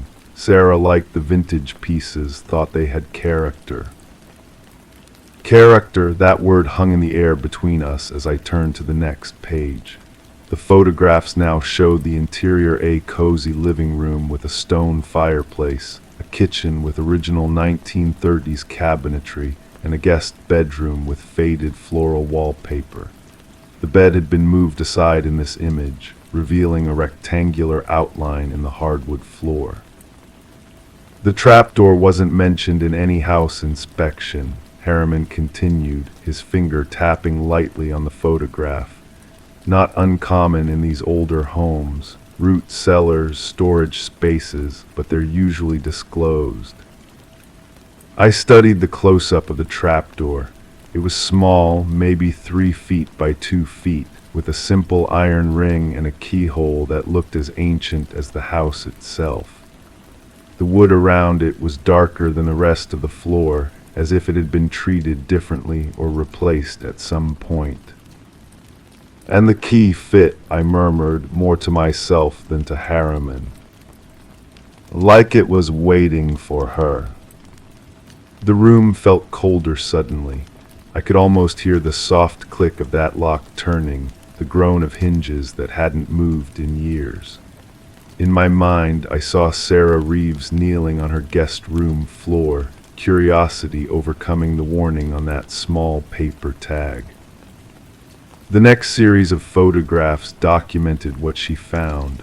A narrow wooden ladder descended about 8 feet into darkness. The space below was surprisingly large, approximately 10 feet square, with walls of bare earth and stone. A single light bulb hung from a cord, illuminating what had once been hidden. "The journal entries begin 3 days after she found the room," Harriman said, his voice softer now. "She didn't call us right away." I understood why as I examined the contents inventory. The underground room contained shelves lined with glass jars, old photographs in frames, stacks of yellowed newspapers, and a child's rocking horse covered in dust. Nothing overtly sinister, nothing that screamed danger, just forgotten belongings that stirred curiosity rather than alarm. The final item listed was a leather-bound journal tucked between 2 jars on the highest shelf. Sarah's own journal entries were included in the file, photocopies of pages written in a neat, precise hand that grew increasingly agitated with each entry. April 15 found a hidden room under the guest bedroom today. Previous owners never mentioned it. Filled with old things, some dating back to the 1950s from what I can tell, feeling both excited and uneasy. Why would someone leave all this behind, and why label the key with "don't"? April 17 spent hours in the room today. The jars contained preserved items, leaves, flowers, small animal bones, odd collection. Found a journal belonging to someone named Alina Wright. She lived here in the 1960s. Her entries are disturbing. She writes about the watching man who she believes lived in the walls. Probably just an old woman's paranoia, but it's giving me chills. April 19 woke up last night feeling like someone was in the house with me. Checked all the doors still locked. The key to the trapdoor was moved from where I left it. Am I becoming paranoid like Alina? April 21, the noises are getting worse, scratching inside the walls. I found another journal hidden behind the first. This one belongs to a girl named Mary. She lived here in the 1980s and wrote about the same watching man. This can't be a coincidence. Called the realtor today to ask about previous owners before the elderly couple. She seemed evasive, promised to call back. She hasn't. The last entry was dated April 23, just 2 days before Sarah's sister reported her missing. I know now what happened to Alina and Mary and the others. Their final entries make sense to me now. The watching man isn't a ghost or a delusion. He uses the passages between the walls. They're like veins throughout this house. I found one entrance behind the pantry shelves, another in my bedroom closet. I'm leaving tonight, going to my sister's, but I need to document everything first. I've gathered all the journals. If you're reading this, leave this house. He collects more than just objects. I looked up from the file to find Harriman watching me intently, his eyes shadowed beneath heavy brows. "We found her car still in the garage," he said quietly. "No signs of forced entry, no signs of struggle, just an empty house with an open trapdoor. The journals she mentioned, Alina's, Mary's, the others were gone." The ceiling fan above us turned slowly, creating a subtle rhythm that matched my heartbeat. "And Sarah?" I asked, though I already knew the answer. "Still missing, 5 weeks now." I closed the file gently, my fingertips lingering on its edges. What about previous disappearances, if Alina and Mary were real? Harriman nodded, pulling another, older file from his briefcase. Alina Wright reported missing in 1967. Mary Sutton, 1986. We've found 3 others now, going back to the 1940s. Different names on the property records each time.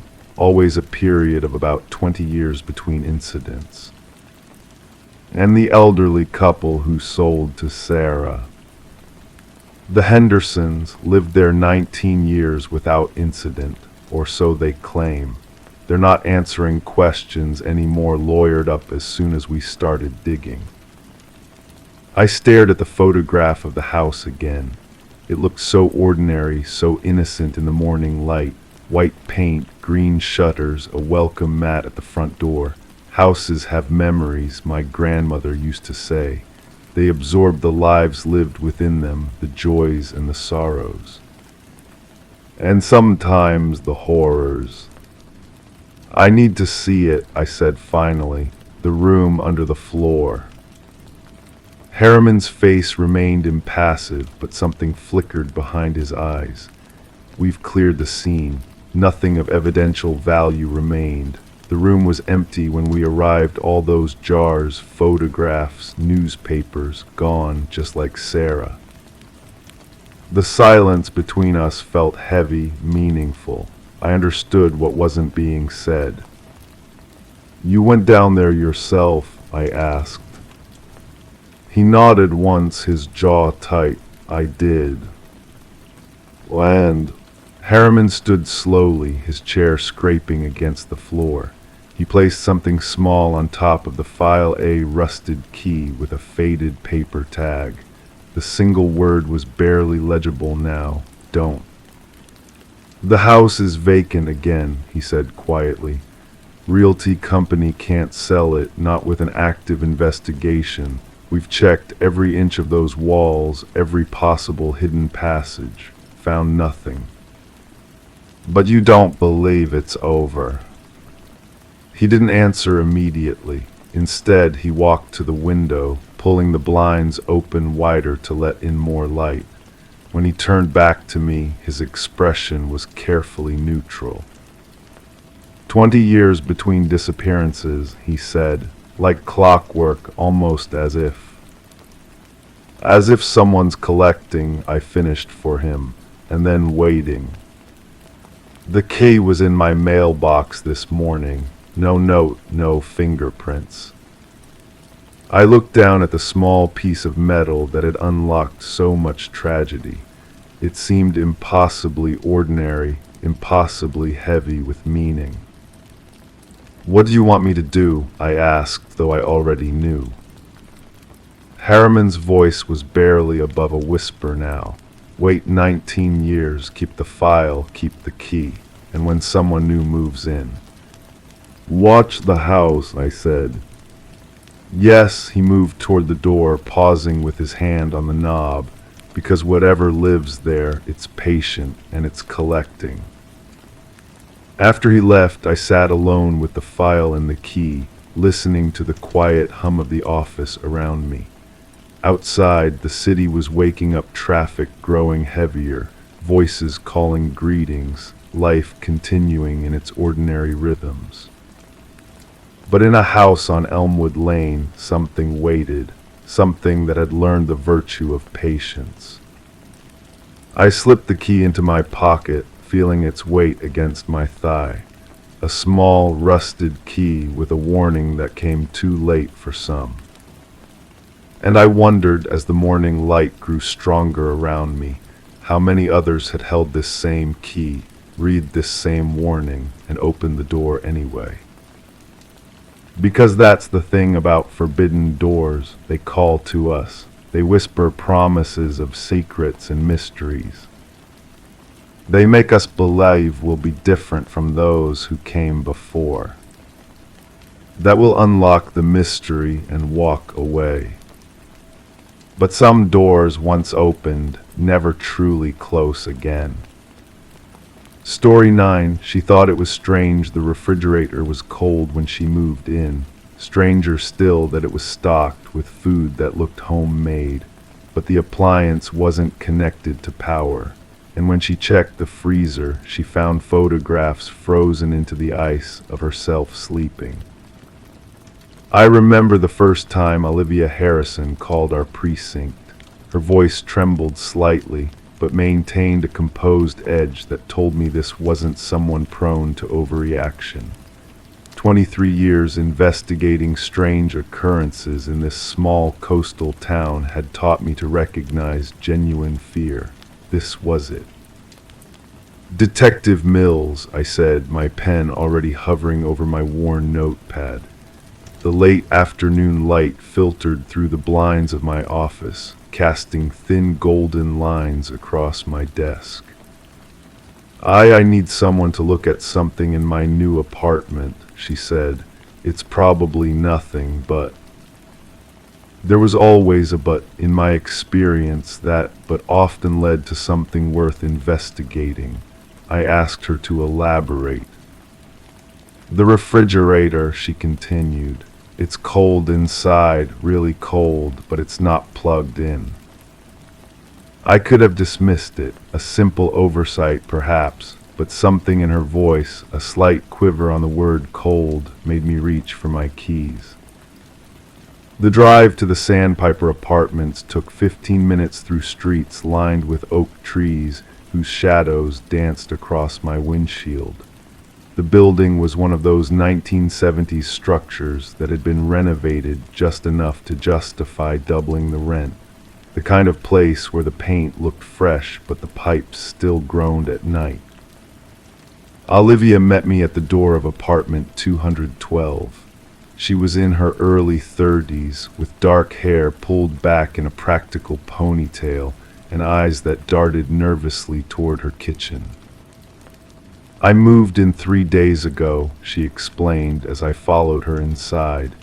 The apartment was empty except for a few appliances the landlord said came with the place. The refrigerator was one of them. The kitchen was small but functional, with white countertops and generic cabinets. The refrigerator stood against the wall, a standard model, white, unremarkable. Nothing about it suggested anything unusual, except for the fact that its power cord lay coiled on the floor behind it, clearly unplugged. "Have you plugged it in since discovering this?" I asked, crouching to examine the outlet. "No, I was afraid to touch anything after." Her voice trailed off as she opened the refrigerator door. The interior light didn't come on, of course it wouldn't, but the compartments were noticeably cold. Not just cool, but genuinely refrigerator cold. On the shelves sat several containers of what appeared to be homemade food, a casserole dish covered with aluminum foil, a jar of what looked like soup, and a covered plate that might have held dessert. I reached in, feeling the distinct chill that shouldn't have been possible. My breath didn't fog in front of me, but the temperature difference between the kitchen and the refrigerator interior was unmistakable. "And the freezer," I prompted. Olivia hesitated, then slowly pulled open the upper compartment. Frost lined the edges, and several ice cube trays sat perfectly arranged. But what caught my attention were the objects partially embedded in the back wall of ice, photographs, their edges curling slightly where they weren't completely frozen in place. I leaned closer, careful not to touch anything. The images were dark but clear enough. Olivia asleep in bed, different nights judging by the varying positions and sleepwear. In one she was curled on her side, in another lying on her back with one arm thrown above her head. "These were taken in this apartment?" I asked, already knowing the answer.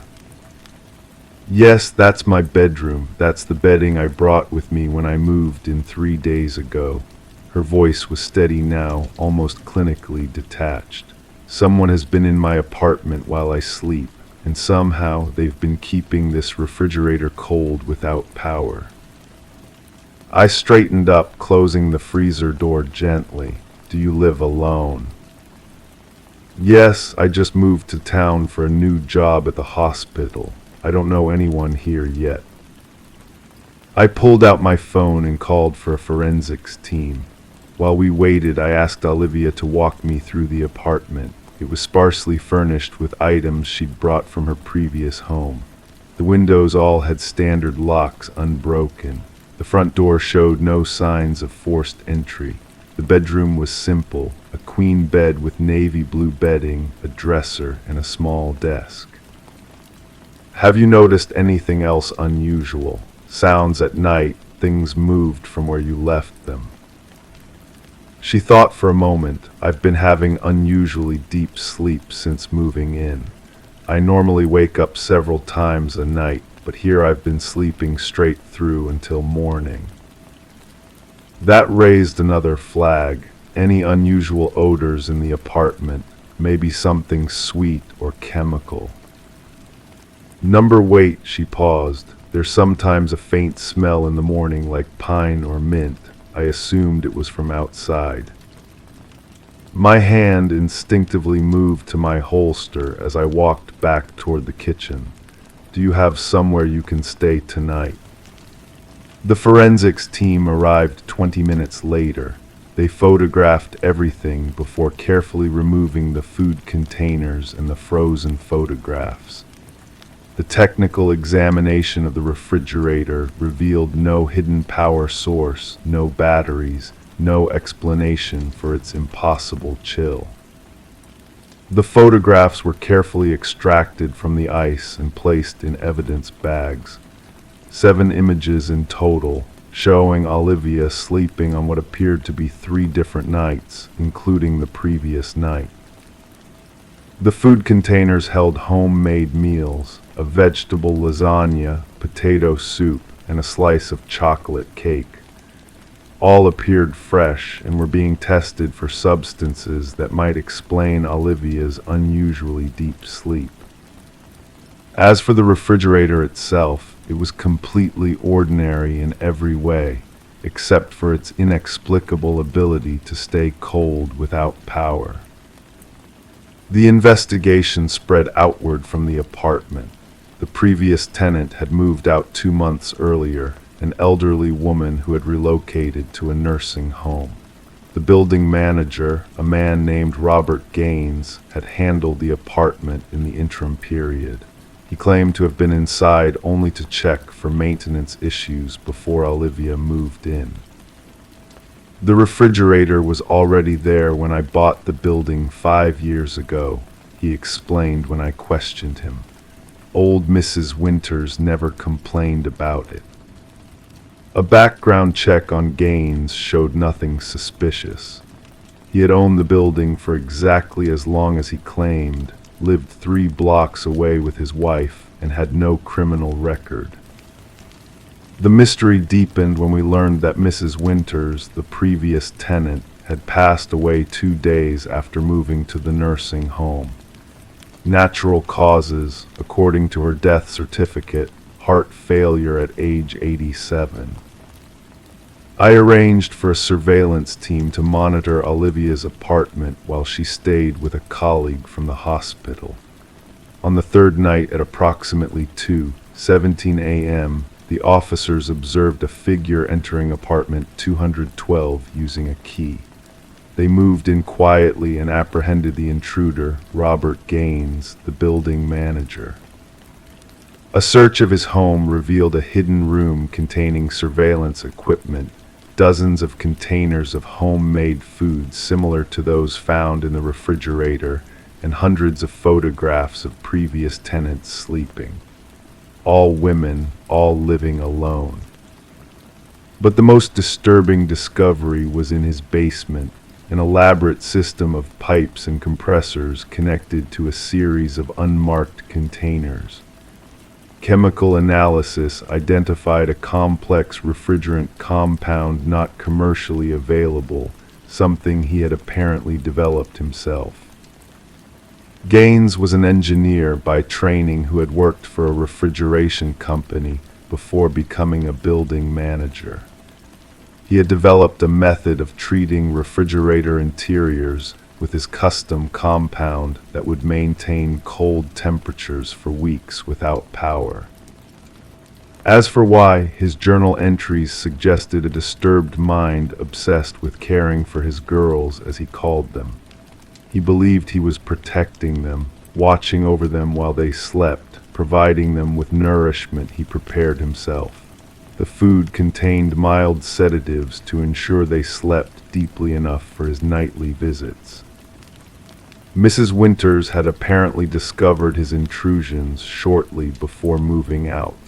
Her sudden death at the nursing home is now being investigated as a potential homicide. Olivia never returned to apartment 212. The building was temporarily closed while all units were searched for signs of Gaines' activities. 5 other refrigerators in the building were found to be treated with his compound. Sometimes I drive past the Sandpiper Apartments, which have since reopened under new management. I think about that refrigerator, cold without power, and about the many nights Olivia slept while a stranger stood in her doorway, watching. I think about the careful way he arranged the food he'd prepared for her, and how he froze those images as if preserving precious memories.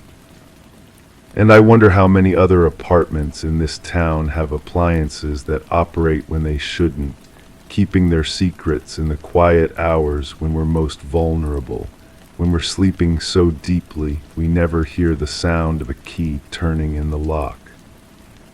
Story 10. The ancient library faced its imminent demise. The workers toiled tirelessly, nearing the completion of its demolition when a stroke of fate intervened. A laborer stumbled upon a concealed latch nestled within a time-worn bookshelf. With a gentle click, the entire structure swung open, unveiling a hidden passageway leading to a forgotten chamber. The air within was heavy, stagnant, a time capsule untouched by human hands for decades. No furnishings adorned the room, only a solitary chair anchored to the floor at its center. And etched repeatedly on the wall, a haunting mantra echoed, "I am still here." The construction foreman swiftly contacted the authorities, setting in motion a chain of events that would unravel a chilling mystery. Detective Morgan Walsh, a seasoned investigator with 2 decades of experience, arrived at the scene. His flashlight pierced the darkness, casting eerie shadows on the walls adorned with the cryptic message. "Secure the area," Walsh commanded the officers, his voice resonating in the confined space. "No one disturbs a single thing until our forensics team arrives." The library's history whispered tales of intrigue. Once owned by the esteemed Harrington family, the building had been bequeathed to the public following the unexplained disappearance of their daughter, Rebecca. Vanishing during her final year of college, Rebecca left behind no trace except for her abandoned car found near the woods. Despite exhaustive searches and interviews, the mystery of her disappearance remained unsolved. The prevailing belief was that she had fled to forge a new life, a theory vehemently refuted by her grieving family, who suspected darker forces at play. As forensic specialists meticulously combed through the hidden chamber, they unearthed hair and fiber samples embedded in the chair.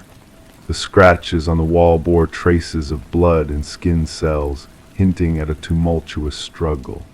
Initial analysis indicated the biological material belonged to a young female, a chilling revelation that sent shivers down the spines of all present.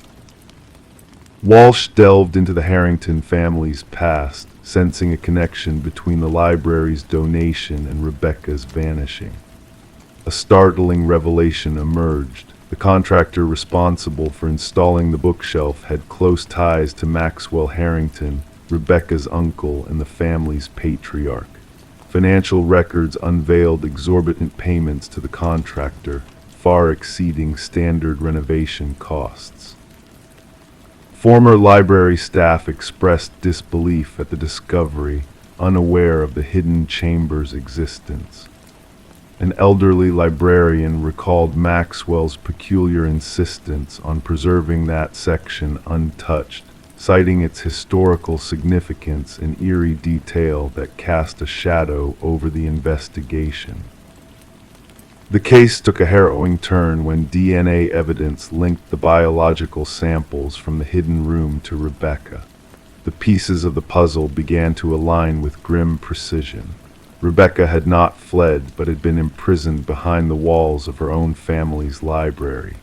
Detectives obtained a warrant to search the Harrington estate, leading to a pivotal discovery in Maxwell's study, a journal concealed in a secret compartment. Its pages chronicled Maxwell's twisted fixation on his niece, culminating in a chilling entry.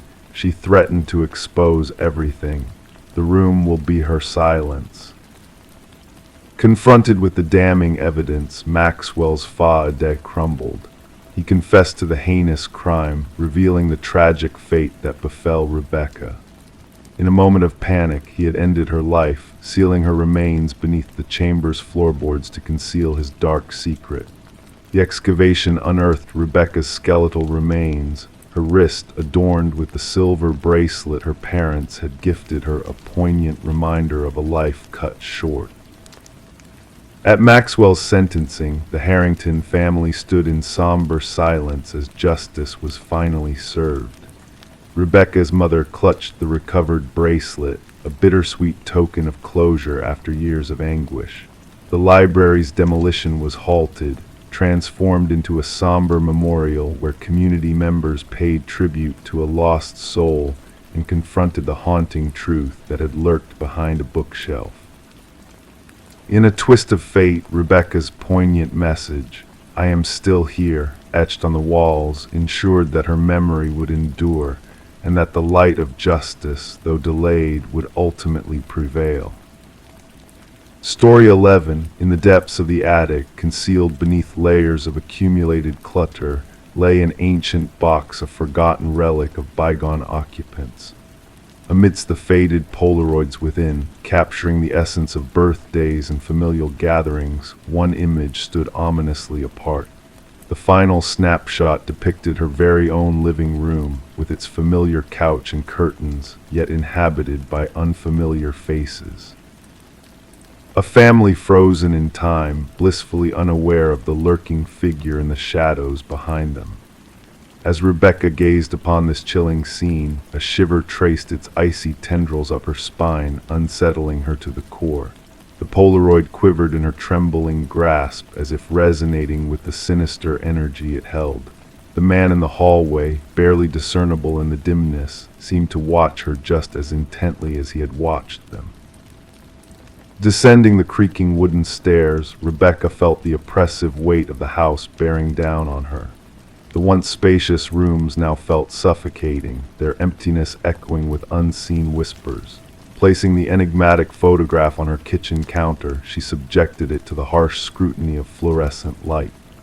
The uncanny resemblance between her abode and the scene captured in the picture was undeniable, yet the identities of the strangers remained a mystery, shrouded in the veil of the past. Enter Detective Morgan, a seasoned investigator cloaked in a weathered leather jacket that bore the silent witness of countless enigmas. With eyes that missed no detail, he examined the photograph with a precision honed by years of scrutiny. Inquiring about the previous owners, the elusive Nelson family, Rebecca confessed her scant knowledge, acquired through a distant realtor transaction. Surreptitiously pocketing the photograph, Morgan hinted at a potential breakthrough in unraveling the enigma it held. A clandestine investigation unfolded, weaving a tapestry of forgotten histories and vanished lives. The Nelsons, the Crawfords, the Mornos all had passed through the halls of the house, leaving behind only whispers of their existence. A mail carrier's revelation unveiled the identity of the enigmatic family, the Sutherlands who had inhabited the house for a fleeting year before disappearing without a trace, leaving behind a void in the fabric of reality. Forensic analyses unveiled the eerie precision of the photograph, hinting at a sinister presence orchestrating the scenes captured within. The shadowy figure in the hallway, tall and malevolent, bore the hallmarks of a phantom intertwined with the house's dark legacy. A pattern emerged as Detective Morgan delved deeper into the archives, unearthing a legacy of families vanishing after precisely 1 year of residency. The specter of Samuel Whitfield, the enigmatic architect of the house, loomed large over the investigation. Despite reports of his demise in a construction accident, his spectral presence lingered within the walls he had erected. As the basement yielded its grim secrets, revealing the preserved remains of the missing families interred beneath the earth, the house's malevolent past unfurled like a macabre tapestry of horror. Rebecca's relocation to a secure haven under police guard offered little respite, as a mysterious phone call shattered the fragile semblance of safety she clung to. The mechanical click of a Polaroid camera echoed through the night, signaling the relentless pursuit of a malevolent force determined to maintain its grip on the living. The house, now a silent sentinel of unspeakable horrors, stood as a testament to the darkness that lurked within its walls. The mysteries surrounding Samuel Whitfield remained unresolved, his true fate shrouded in the mists of time. As new families ventured into the abyss of the house's history, the watchers in the shadows continued their silent vigil, awaiting the next act in this twisted drama of the unseen.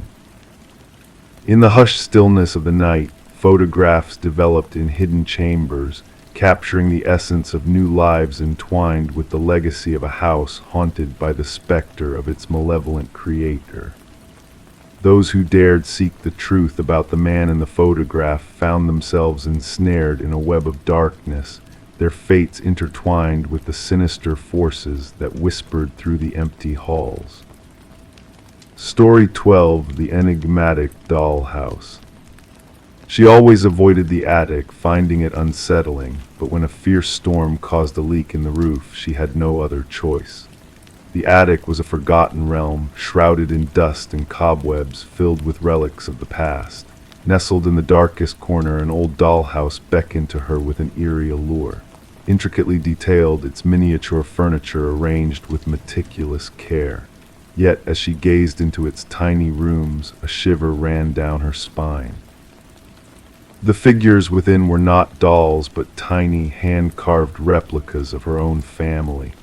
each figure positioned exactly as they were in the living room downstairs, except for one glaring difference. The figure meant to be her stood by the attic door, a silent sentinel.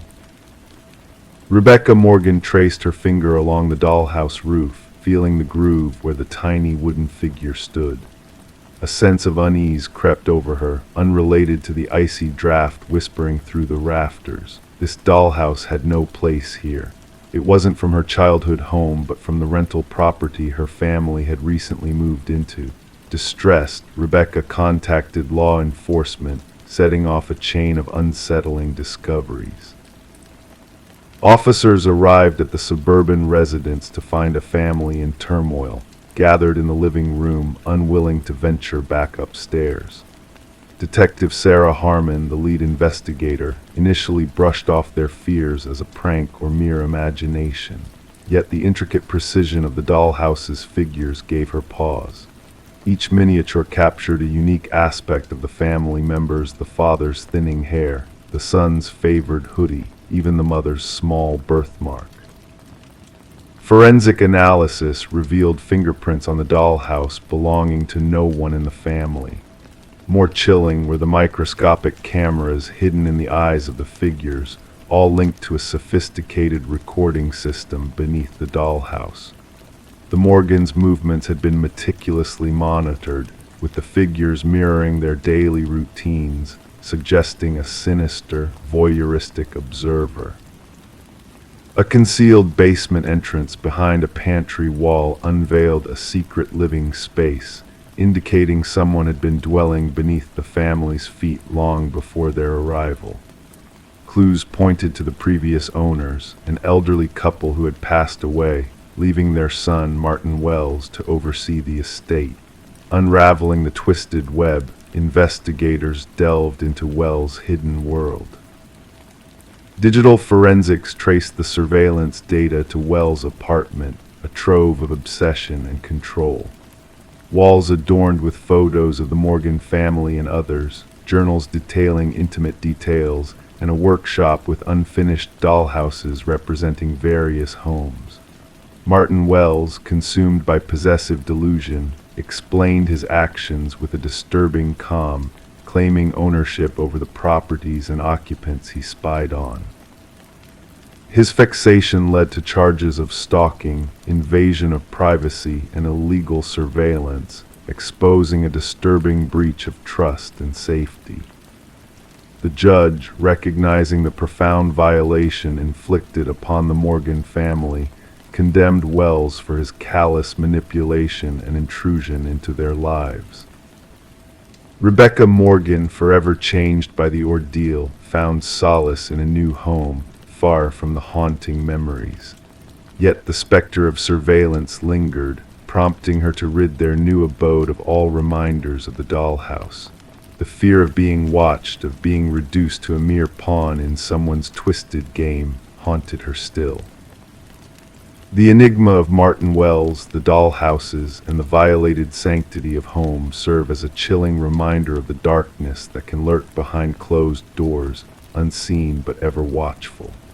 Rebecca's vigilance, her fear of unseen eyes, speaks to a lingering unease that time may never fully erase. The dollhouses may be gone, but the scars of their discovery remain etched in her mind, a reminder of a nightmarish intrusion into the realm of the ordinary. Story 13. The moment she crossed the threshold, a whirl of dust danced in the musty air, wrapping the abandoned house in a shroud of forgotten memories. Here time had stood still, frozen in a silent reverie, with peeling walls and furniture cloaked in ghostly sheets. But amidst this eerie stillness, there was a peculiar anomaly that beckoned her curiosity the doors. Each one she opened, each one she ventured through, only led her back to the parlor, trapping her in an endless loop of corridors. The only escape, it seemed, was the way she had come. Yet, as she turned to retrace her steps, the front door had vanished into thin air, leaving her stranded in a labyrinth of mystery. The discovery of Morgan Pierce's lifeless form had transformed the once forgotten Victorian into a chilling crime scene, shrouded in whispers of the past. Detective Sarah Lind stood at the threshold, observing the dim figures of forensic experts flitting through the shadows like phantoms. This house, with its reputation for unsettling compasses and whispered secrets, now held a darkness far deeper than mere urban legends. The initial examination suggests she's been gone for about 3 days, the medical examiner murmured, his words barely breaking the heavy silence. Asphyxiation seems to be the cause of death. Morgan had been found seated in an antique chair in the parlor, her gaze fixed upon the entrance as if awaiting a visitor, her expression serene, hands folded with eerie calm. No signs of struggle marred the scene, no trace of violence.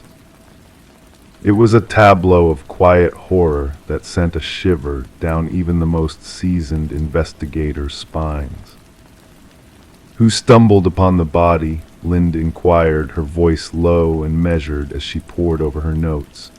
"A real estate agent showing the property to prospective buyers," her partner replied.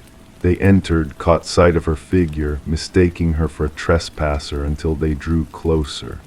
The house had stood vacant since the passing of its previous owner, Eleanor Blackwood, nearly half a decade ago.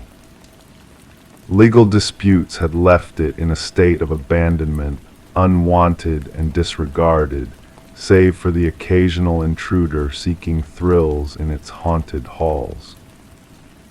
Morgan Pierce, a young scholar of 26, had been delving into the mysteries of architectural anomalies for her thesis. Known for her meticulous nature and insatiable curiosity about spaces that defied logic, the lure of the enigmatic Victorian had proven irresistible to her.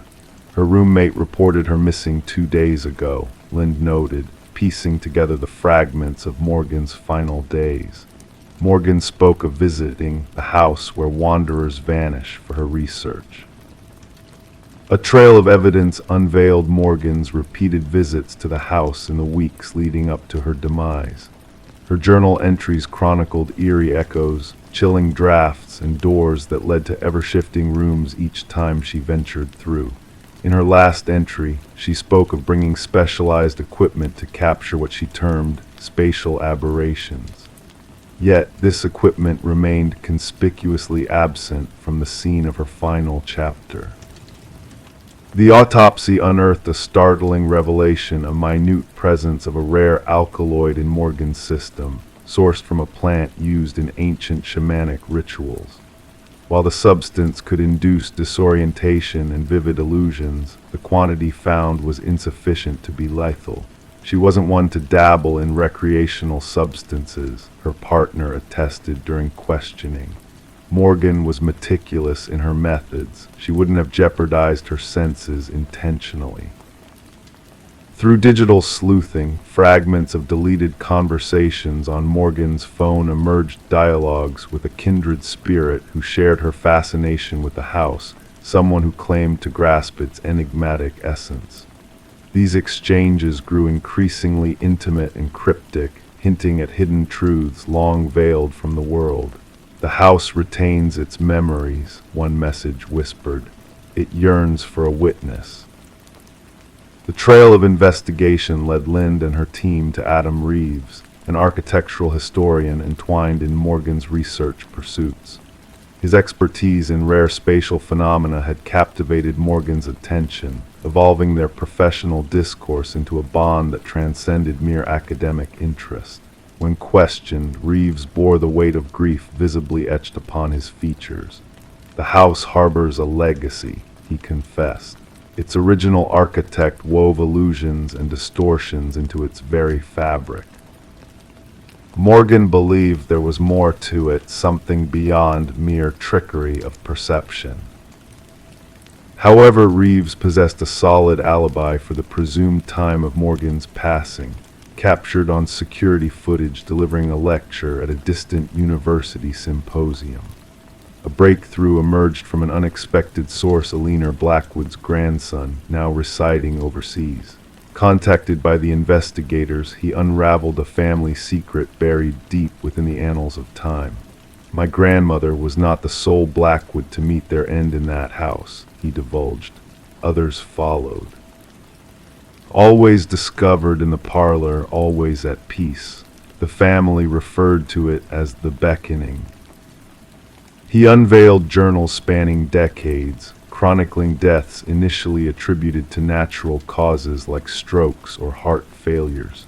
A pattern emerged: those who lingered within the house's confines eventually succumbed to what the family euphemistically named the allure. A secondary sweep of the premises unveiled a hidden compartment concealed behind the parlor's hearth.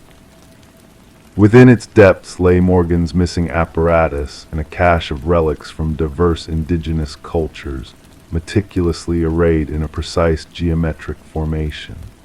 At its heart rested a weathered figurine, its ancient visage smoothed by the passage of countless hands. Analysis identified the figurine as a representation of a deity associated with liminal realms, the thresholds between worlds. Traces of the alkaloid matching Morgan's toxicology were detected on these artifacts.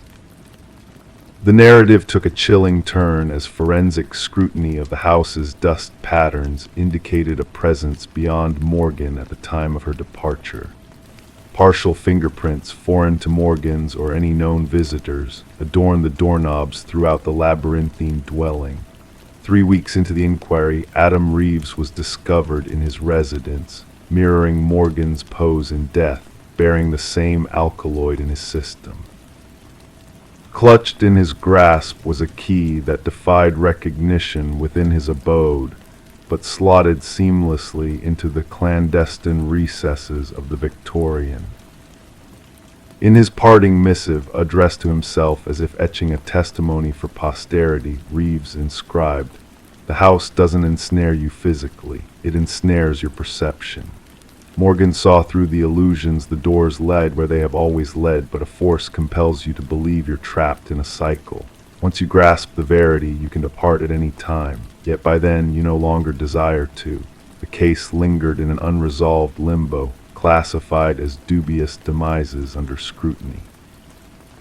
The Victorian, now branded condemned, stood under the vigilant gaze of the authorities, its entry forbidden. Yet whispers persisted of spectral lights flickering within its confines on certain moonlit nights, and of visitors who ventured in but never emerged. Some locals murmured that the house claimed those who unearthed its secrets too fervently. Others pondered whether Morgan and Reeves had unearthed a force ancient and potent, residing within the interstices of conventional reality. The truth remained as elusive as an exit in a house where every portal led back to the genesis of it all. Story 14, the aged apartment exuded a sense of history, its walls holding the secrets of decades gone by. The heating system emitted low groans, the pipes occasionally rattling in a familiar rhythm. It was all part of the building's character, or so she thought, until the night she heard it. A voice, barely audible yet undeniably clear, floated through the vents like a soft breeze. It wasn't the typical sounds of neighbors conversing. It was a whisper calling out to her, beckoning her closer. Intrigued and slightly unnerved, she leaned in, pressing her ear against the cold metal grate, her heart quickening with each word she heard. A rush of icy air brushed past her cheek, followed by a gentle, almost teasing declaration, "I know you can hear me." Detective Morgan Shaw stood in the dimly lit apartment, a sense of unease settling over her as she focused on the rusted vent cover that had been forcibly removed. The forensics team meticulously combed through the scene, capturing every detail with their cameras. The victim, Alina Reeves, had vanished without a trace, only to be discovered days later when a foul odor permeated the building. What they uncovered within the ventilation system defied logic. She claimed to hear voices through the vents, Officer Patel noted, his voice solemn as he read from his notepad. But the building management dismissed her complaints, attributing them to the old heating system's quirks. Shaw crouched by the vent, observing the deep scratches surrounding it. These marks were not made by any ordinary tool. They seemed desperate, as if someone had frantically tried to escape from within. The realization sent a chill down her spine. Alina Reeves, a beloved kindergarten teacher known for her kindness and green thumb, had exhibited signs of paranoia before her disappearance. Her students had crafted cards for her, her absence weighing heavy on their young hearts. Her sister, the one who reported her missing, recounted Alina's increasing fear of being watched and spoken to through the vents in her apartment. Initially dismissed as stress-induced delusions, these claims now took on a haunting significance. As Shaw surveyed the apartment, subtle details caught her attention: the neatly made bed, the forgotten coffee mug in the sink, the chair positioned strategically beneath the vent, as though someone had been listening intently. The forensic analysis uncovered unsettling clues. Fibers matching Alina's favorite cardigan snagged in the vent, a foreign fingerprint found on the inside of the cover, and most disturbingly, chilling audio recordings retrieved from Alina's phone. Alone in her car, rain pattering against the roof, Shaw listened to the recordings in which Alina's voice trembled, seeking validation from the unseen presence in the vents. Further investigations into the building's history unveiled a disturbing pattern. Previous tenants had abruptly left, citing strange noises and unsettling experiences. One had even suffered from hallucinations of voices emanating from the vents, attributing them to carbon monoxide poisoning, a claim now cast in a new light. The building superintendent, Harold Weber, appeared composed during questioning, deflecting suspicions with casual explanations of building creaks and groans. However, his demeanor shifted when pressed about apartment 4B's occupants, revealing a hidden tension that did not go unnoticed by Shaw. A breakthrough occurred when a concealed access panel was discovered in Alina's bathroom, leading to a narrow passage within the walls, a clandestine route to the building's ventilation system. Inside this passageway lay a trove of items, indicating that someone had indeed been living within the walls, observing, waiting, whispering. A search of Weber's apartment uncovered a meticulously organized collection of audio recordings and voyeuristic images, detailing his disturbing obsession with Alina and other tenants. The evidence found in a storage unit linked to him painted a chilling picture of a predator lurking within the walls, preying on unsuspecting victims. Weber's arrest was met with an eerie calmness, his cryptic words hinting at a deeper connection to the building itself. The truth of Alina's fate emerged through forensic analysis, painting a harrowing picture of her final moments spent lost in the labyrinthine ducts of the building, guided only by the deceptive whispers that promised solace. As the trial unfolded, Weber's facade of sanity crumbled in the face of overwhelming evidence. The jury swiftly rendered a verdict of guilt on all charges, yet Weber's parting words to Shaw echoed with a haunting certainty the whispers would persist, the building itself a silent witness to his malevolent legacy. Today, the once vacant apartment building stands as a testament to a dark chapter in its history. Despite efforts to erase the past with renovations and new ownership, residents still report strange phenomena, whispers in the walls, inexplicable drafts, and eerie echoes that linger in the corridors. The building's aging infrastructure continues to groan and rattle, a reminder of the chilling secrets it guards within its walls. And as night descends, those who listen closely may still hear the faint echoes of a voice that transcends time, a ghostly reminder of a presence that refuses to be silenced. Story 15: The Mystery of the Vanishing Man. The quaint coffee shop had been a sanctuary for him, a place where time seemed to stand still. His presence was as constant as the morning sun, his routine unchanging. The barista recognized his face, a familiar sight amidst the bustling crowd, yet his name remained a mystery to all. Then one fateful day he failed to materialize. Concerned whispers filled the air as the police investigated his usual spot, only to discover a wallet left behind a silent witness to his sudden disappearance. Within the wallet, a driver's license bore a photo, but where a name should have been, there was only emptiness, a void where his identity ought to reside. Detective Sarah Mercer delved into the enigma, her fingertips tracing the cold metal table as she scrutinized the perplexing security footage. The man known only as John Doe appeared ordinary on screen, his demeanor unassuming, his actions routine. Yet his vanishing act defied all logic. "Play it again," Mercer requested, her voice barely above a whisper. The footage unfolded the familiar scene, John entering, ordering his black coffee, and settling in his secluded corner. He wrote in his notebook, observed the world outside, then in a blink, he vanished into thin air after a visit to the restroom corridor. The investigation led to dead ends. No trace of John in the bathroom footage, no leads from the wallet's contents.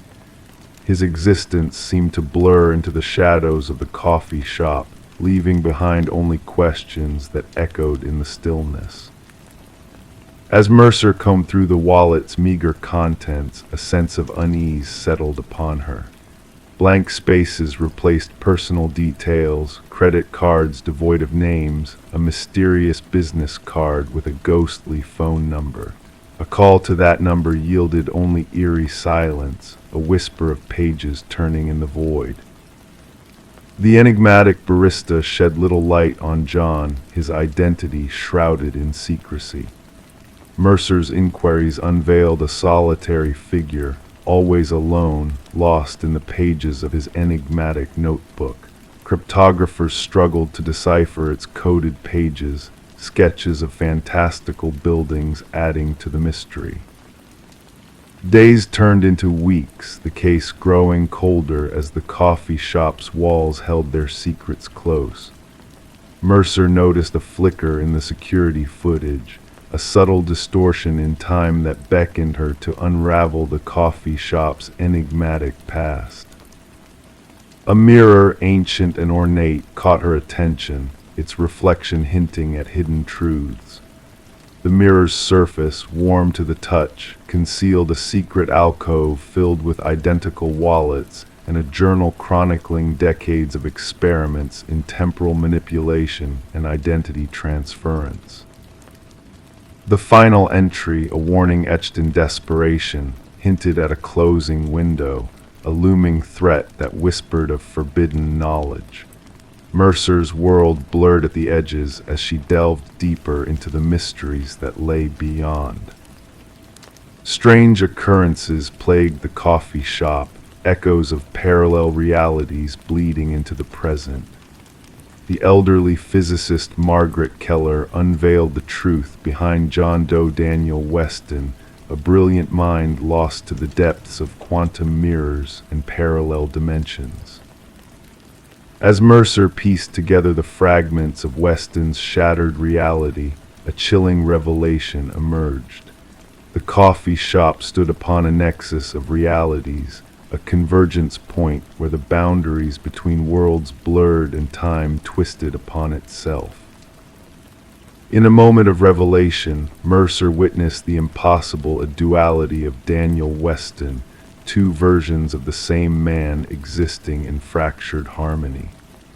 The shattered mirror bore witness to the experiment's conclusion, a final note warning against the folly of crossing boundaries best left untouched. The case of the vanishing man remained a mystery, a tale whispered in the shadows of a coffee shop long forgotten. Mercer, haunted by the enigma, retreated into solitude, her porch a haven for restless thoughts and frantic scribbles in a notebook mirroring Weston's own.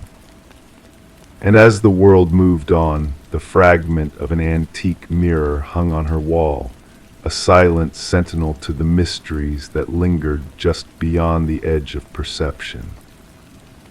Story 16. The real estate listing made no mention of a basement. The blueprints confirmed its absence. Yet beneath the old carpet a hidden door waited. A handle, heavy and rusted, beckoned to be discovered. The family, curious and hesitant, gathered to unveil the mystery. With combined effort they pried the door open. Stale air, thick with the scent of damp earth, greeted them as they descended the steps into darkness. Expecting storage, they found only a solitary chair illuminated by a swaying light bulb, and on the wall a chilling display of photographs of them. The Mercer family's new suburban abode exuded a sense of history, embraced by winter's early darkness and bare trees standing sentinel against the cold sky. The two-story house, with its worn siding and creaking floors, whispered tales of the past to the unsuspecting family. Little did they know the depth of history entwined within its walls, poised to collide with their present in a chilling manner. Detective Sarah Connors arrived at the scene with her partner, the crime scene unit already at work securing the area with fluttering yellow tape. Mrs. Mercer's trembling voice had alerted them to the hidden chamber beneath their living space. Connors, methodical and focused, directed the team to document every detail before further exploration. Gloved hands and camera flashes brought the eerie basement into view. The wooden steps groaned underfoot as they delved deeper.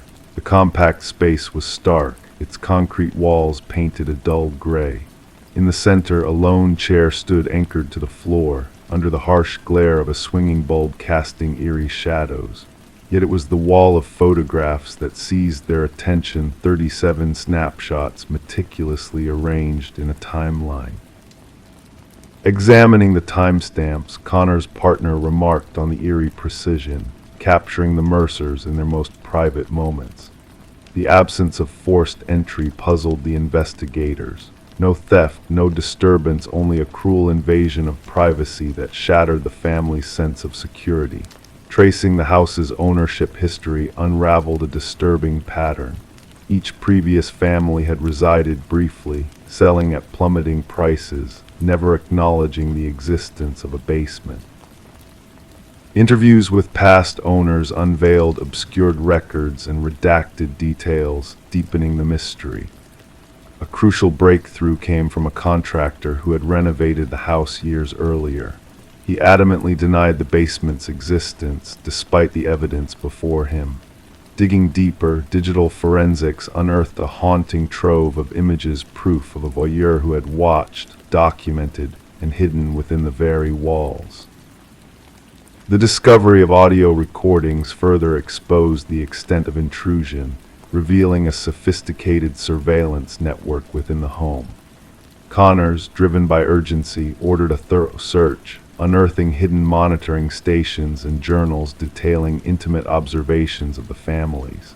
The journal's final entry forewarned of the next unsuspecting occupants. Fingerprint matches confirmed the unthinkable Edward Kelvin, the house's elusive architect, had never truly departed. He lurked within secret passages, consumed by his distorted belief of ownership over the families.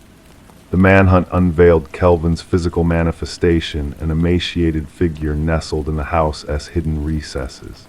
His detached demeanor and eerie confessions painted a portrait of a man lost in his delusions, believing himself a guardian rather than an intruder. The Mercer family, like those before them, fled the tainted home, leaving behind their possessions in a rush to escape Kelvin's haunting legacy.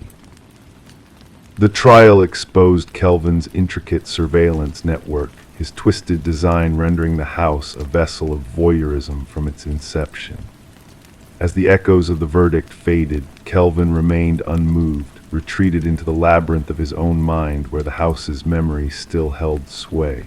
The property met its demise, the ground swallowing its secrets. Yet, for those who had unknowingly shared their lives with a phantom observer, the scars lingered. The specter of unseen eyes and unheard whispers haunted their thoughts, questioning the sanctity of their privacy within the walls that had betrayed them. In moments of solitude, they found themselves gazing at corners, vents, and fixtures, wondering if they were truly alone or if shadows of the past still lingered, watching from the forgotten depths. Story 17: The Unsettling Discovery. Renovations always hold secrets, waiting to be unearthed in the depths of old homes. The dust of time blankets forgotten relics, newspapers, trinkets, and faded photographs. But for Sarah and Michael, a simple renovation project in their newly acquired Victorian-era home led to a discovery that sent shivers down their spines. Beneath the floorboards, nestled in the darkness, lay a neatly folded letter, its paper fragile and its ink a ghostly whisper of words. A warning etched in time: don't trust the one who knocked. As the weight of those words settled in, the air grew heavy with anticipation. 3 sharp raps pierced the silence, echoing through the empty rooms, a chilling confirmation of the message's ominous truth. Detective Alina Reed, with her weathered hands and keen eyes, delved into the mystery that lay hidden within the walls of the old house. The floorboards pulled up, exposing a void that seemed to hold secrets long forgotten. With gloved fingers, she retrieved the note, already tainted by the touch of its unsuspecting discoverers. Sarah and Michael, with their genuine fear etched in their faces, shared their account of the haunting knocks. Background checks painted them in shades of normalcy, newlyweds with steady jobs and clean records, but the house whispered a different tale, a narrative woven with threads of the past. The Hargrove family, the previous owners, had left behind a legacy tinged with intrigue. Margaret Hargrove, the last resident, had lived a solitary existence until her passing. Neighbors spoke of her with fondness, yet an underlying unease lingered in the air. The circumstances surrounding her death seemed mundane, but the discovery of the hidden note hinted at darker truths. Forensic analysis unveiled a timeline that led back 2 decades, to a time when fear and urgency danced across the pages of the note. Franklin and Margaret Hargrove's past loomed large, their lives intertwined with a shadowy figure known only as the Collector. As Reed delved deeper into the tangled web of the Hargroves' history, a chilling tale began to emerge. Franklin, once a respected teacher with a penchant for woodworking, had fallen prey to the clutches of gambling debts. The Collector, Victor Mercer, had come knocking 3 times, each rap a harbinger of impending doom. Margaret, caught in a web of fear and loyalty, had borne witness to a tragedy that had remained hidden for years. The cadaver dogs led the way to a grim discovery beneath the house, the remains of Victor Mercer, a skeleton wrapped in plastic, a silent testament to a long-buried secret. The pieces of the puzzle fell into place with the unveiling of Margaret's hidden diaries, her words a haunting echo of the past. Franklin's descent into madness, the violent confrontation, and the aftermath painted a portrait of a family torn apart by secrets and lies. The house, now tainted by the weight of its history, stood empty as Sarah and Michael made the decision to part ways with the echoes of the past. The renovations halted, the whispers of the past lingered in the air, manifesting in the form of 3 ghostly knocks that reverberated through the vacant halls. Detective Reed closed the case, the truth laid bare but the mystery lingering in the shadows. Some secrets, she mused in her final report, are destined to remain buried, their whispers echoing through the corridors of time. The note, a chilling relic of the past, served as a stark reminder: don't trust the one who knocked. And so the old house stood as a silent sentinel, its walls holding the echoes of a bygone era, where the past and present intertwined in a dance of shadows and light. The mystery of the Hargroves and the Collector may have been solved, but the house, with its dark history, remained a testament to the enduring power of secrets untold. Story 18. Once upon a time, a peculiar package arrived in the mail of a quiet suburban neighborhood. Wrapped in a plain envelope with no return address, it held a single brass key, its surface weathered by the passage of time. The homeowner, a woman named Sarah Miller, felt a strange sense of familiarity upon seeing the key, although she couldn't place why. Curiosity piqued, Sarah tried the key in every lock she owned, but none yielded to its touch. It didn't belong to her, yet its presence lingered in the air like an unanswered question. Placing the key on her coffee table, she was startled when the old grandfather clock in the hallway emitted a single, hollow chime, despite its broken state that had silenced it for years. Uneasy, Sarah reported the bizarre occurrence to the authorities, setting off a chain of events that would unravel a chilling mystery hidden within the shadows of the neighborhood. Initially met with skepticism, the responding officer dismissed the incident as a simple mistake, a key sent in error. However, Sarah's gut feeling persisted, a whisper of wrongness that refused to be ignored. Reluctantly, the officer took the key into evidence, placing it in a small bag that would unknowingly become the linchpin of a sprawling investigation.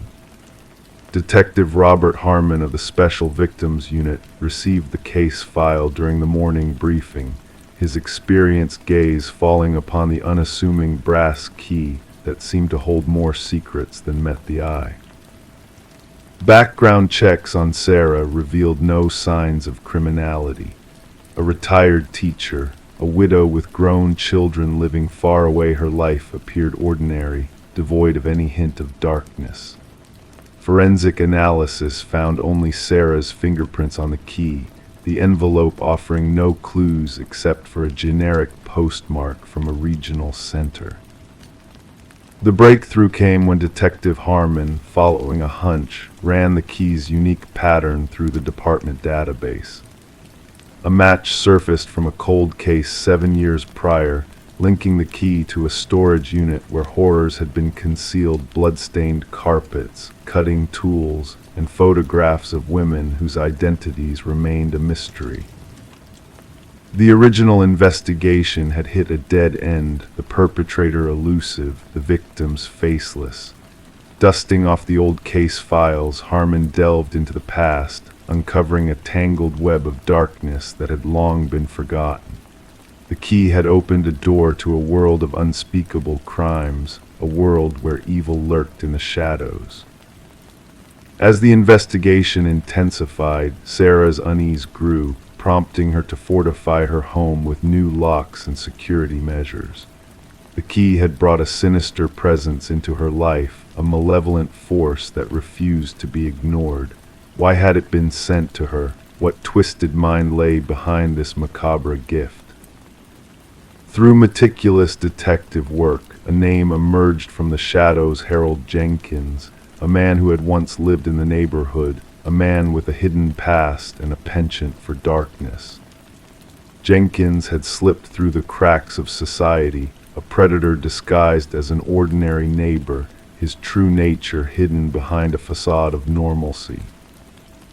The hunt for Jenkins led authorities to a remote cabin, a place of secrets and horrors. Beneath the floorboards lay a hidden chamber, a chamber filled with rows of brass keys, each one a grim reminder of lives extinguished. The truth emerged in waves of horror as bodies were unearthed, victims of a man who had walked among them, unseen and unsuspected. The manhunt for Jenkins reached a fever pitch, a nationwide pursuit that culminated in a final, desperate confrontation. In a remote wilderness, Jenkins met his end, leaving behind a journal that spoke of twisted desires and unspeakable acts. The keys, the photographs, the evidence, all pieces of a puzzle that revealed the true extent of his depravity.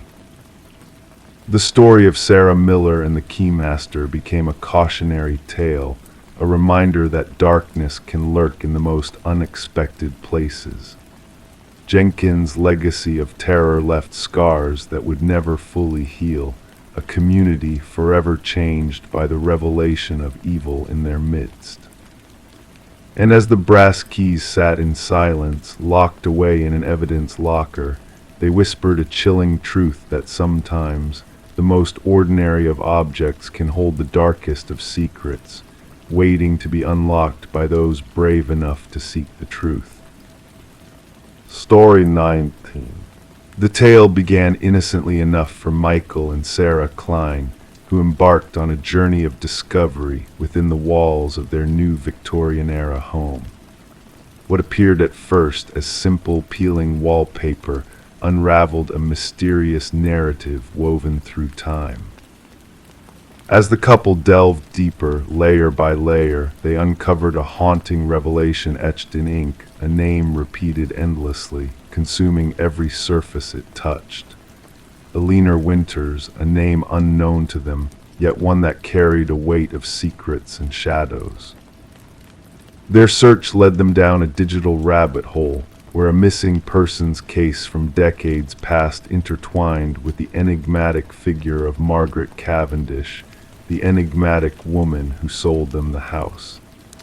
A chilling resemblance in appearance sparked a realization that blurred the lines between past and present. The house itself seemed to whisper tales of bygone eras, its ornate woodwork and lofty ceilings bearing witness to untold stories. But it was the walls that held the most cryptic secrets, each layer peeled back revealing a fragment of a tragic history long forgotten. In the stillness of night, Michael and Sarah's minds were consumed by the enigma of Eleanor Winters. The missing woman, forever frozen in time, her fate a mystery that refused to be buried. Their quest for answers became an obsession, leading them to uncover a trail of breadcrumbs left by a fractured mind. The truth, when finally unveiled, shattered their illusions of a peaceful abode. Beneath the surface lies a tangled web of identities, where Eleanor and Margaret merged into one, a twisted reflection of a fractured psyche. The walls themselves bore witness to the inner turmoil of a soul torn between reality and delusion. Forensic teams descended upon their home, unearthing long-buried truths that lay dormant beneath their very feet. The garden, once a sanctuary, now held the chilling remnants of a life lost to darkness.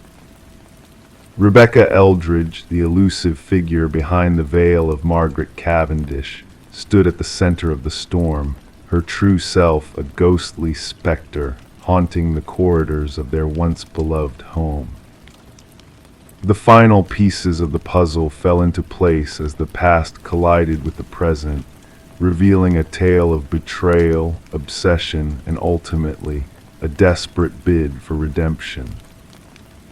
For Eleanor's family, closure came at a steep cost, 3 decades overdue. And for Michael and Sarah, their dream home transformed into a haunting monument to a tragedy that echoed through time. As the night settled over the quiet neighborhood, the house stood silent, its walls whispering the secrets of the past to those who dared to listen. And in the embrace of darkness, the mysteries of Eleanor Winters and Margaret Cavendish intertwined, forever bound by the threads of fate and memory. Story 20. In the stillness of the night, a wooden plank betrayed its secret as she stepped upon it. The faintest of movements, yet enough to draw her gaze downward. Intrigued, she knelt and trailed her fingertips along the edges, sensing the subtle gap beneath.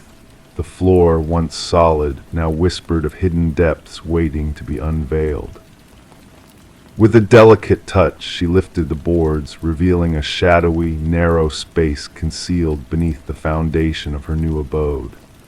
At first, only dust and cobwebs met her eyes, but as the darkness yielded to her scrutiny, shapes emerged from the gloom: an old mattress, a solitary chair, and in the corner, a weathered notebook filled with pages bearing a familiar name, her name, repeated endlessly.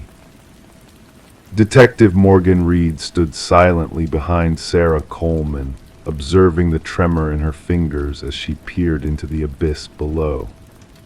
It wasn't just a hidden room that Sarah had stumbled upon. It was a violation of her sanctuary, an intrusion of malevolence into the sanctuary she had hoped to find in her fresh beginning. "Touch nothing further," Detective Reed's voice, though calm, carried a weight of authority. With a click, her flashlight pierced the darkness, unveiling more of the concealed space. The walls, once shrouded in obscurity, now displayed a chilling collage of surveillance photographs capturing Sarah's every move, her every interaction, her every moment of solitude. A shrine of obsession, meticulously crafted right beneath her unsuspecting feet. Sarah had purchased the quaint cottage from the estate of an elderly recluse named Walter Green, a man who had passed away with no kin to claim his legacy. The property, vacant for months, had beckoned Sarah with promises of charm and renovation. No mention of the hidden chamber lurking beneath the floorboards had tainted the allure of her new home. "I never crossed paths with him, the former owner," Sarah murmured, her voice barely above a whisper. "The neighbors spoke of his reclusive nature. I was assured that access to that basement had long been sealed off. That was what the reports had claimed." As the crime scene investigators descended upon the scene, their tools reverberated against the wooden floors, echoing a solemn cadence. They meticulously documented every detail, preserving evidence and finally extracting the mattress, the chair, and the haunting notebook from the clandestine chamber. Forensic scrutiny revealed a tapestry of fingerprints, all belonging to Walter Green, scattered throughout the hidden enclave.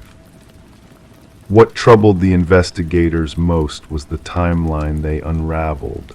Through utility records and dated photographs, they deduced that Walter had been shadowing Sarah for a span of at least 3 years before his demise. He had woven himself into the fabric of her life, a phantom presence she had never perceived. "The fixation often escalates," the department psychologist offered at a briefing.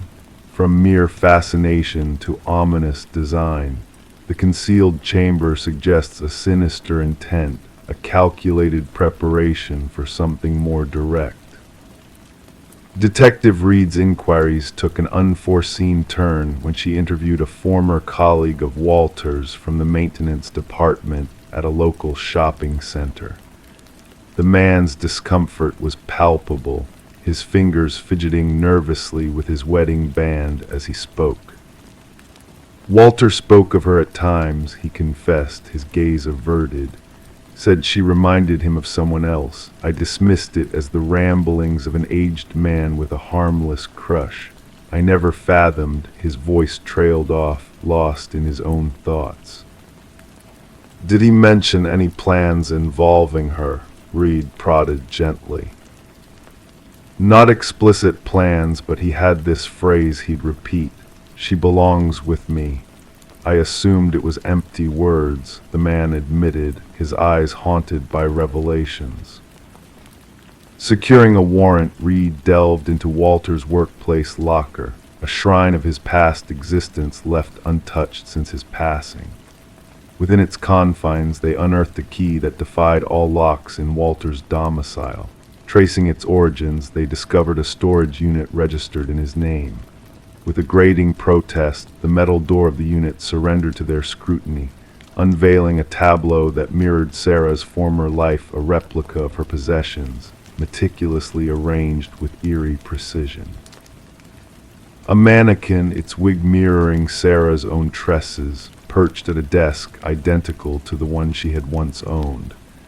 And on the calendar, a date circled in crimson ink, a solitary word etched upon it, "Together."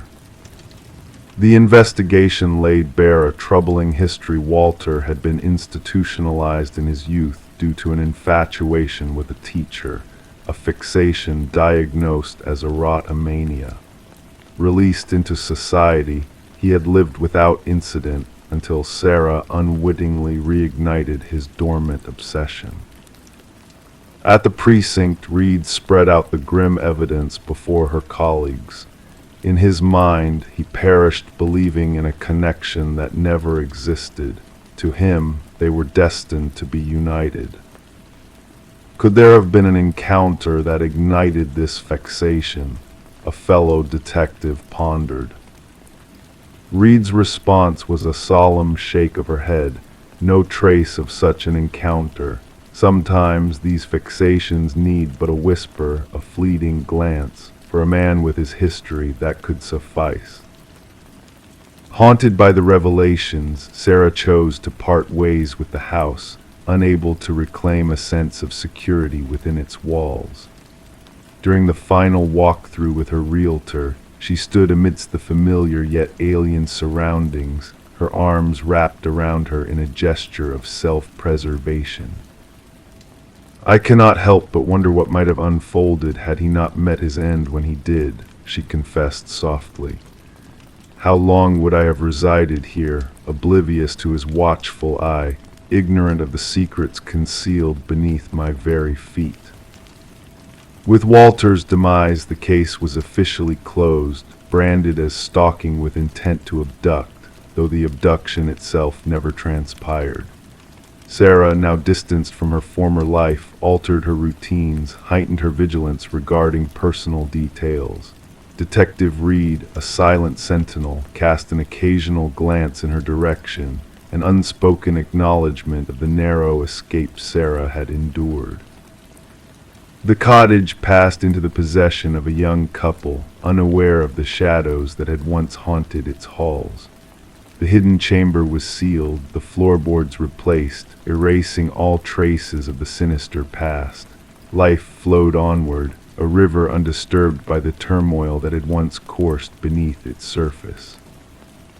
But for those privy to the truth, the tale of the room beneath the floor lingered as a spectral reminder, a whisper of unseen perils, of phantoms that elude capture, of souls who narrowly evade their fateful conclusion. Story 21. She gazed into the mirror, clearing the mist that veiled her reflection. Yet as her eyes met her own image, a subtle unease crept in, her face, her attire unchanged, but a disquiet lingered, a sense of something amiss. A flicker caught in her periphery, a motion alien to her own. And when she turned, the reflection remained fixed, watching her intently. Thus began the enigmatic tale of Rebecca Thorne, sparked by a disconcerting moment in her own bathroom. What ensued would bewilder investigators and cast a shadow over the community for years to come. Residing alone in a modest abode within a tranquil suburban enclave, Rebecca was known as meticulous, withdrawn, a woman of solitude who, though distant, maintained a genial rapport with her neighbors. Her occupation as a data analyst for a medium-sized firm delineated her life with routine and exactitude. No hint of her demeanor hinted at her future role as the focal point of a baffling criminal inquiry. The initial peculiarities appeared trivial. Objects subtly shifted within her dwelling, no items missing, just rearranged. A coffee cup displaced, books rearranged, her toothbrush amiss. These anomalies she attributed to fatigue, the consequence of prolonged hours under harsh lights, scrutinizing spreadsheets until her vision blurred. Detective Marion Shaw was first alerted when Rebecca, after enduring weeks of these disturbances, finally sought the aid of authorities. The initial evaluation, no tangible evidence of foul play, a matter potentially suited for mental health services rather than law enforcement. Shaw documented the issue, relegating it to the stack of non-urgent cases. No concrete evidence, Shaw later attested. No signs of forced entry, no missing possessions. Just a woman sensing a disturbance within her abode. The pivotal moment arrived with the episode in the bathroom mirror. During her subsequent interaction with law enforcement, Rebecca recounted the eerie encounter in vivid detail, the unsettling movement of her reflection, the persistent sensation of being observed even in solitude. This time she possessed proof, footage captured by a security camera she had installed, aimed at her front entrance. The recording unveiled a revelation that sent shivers down the spines of even the most seasoned officers.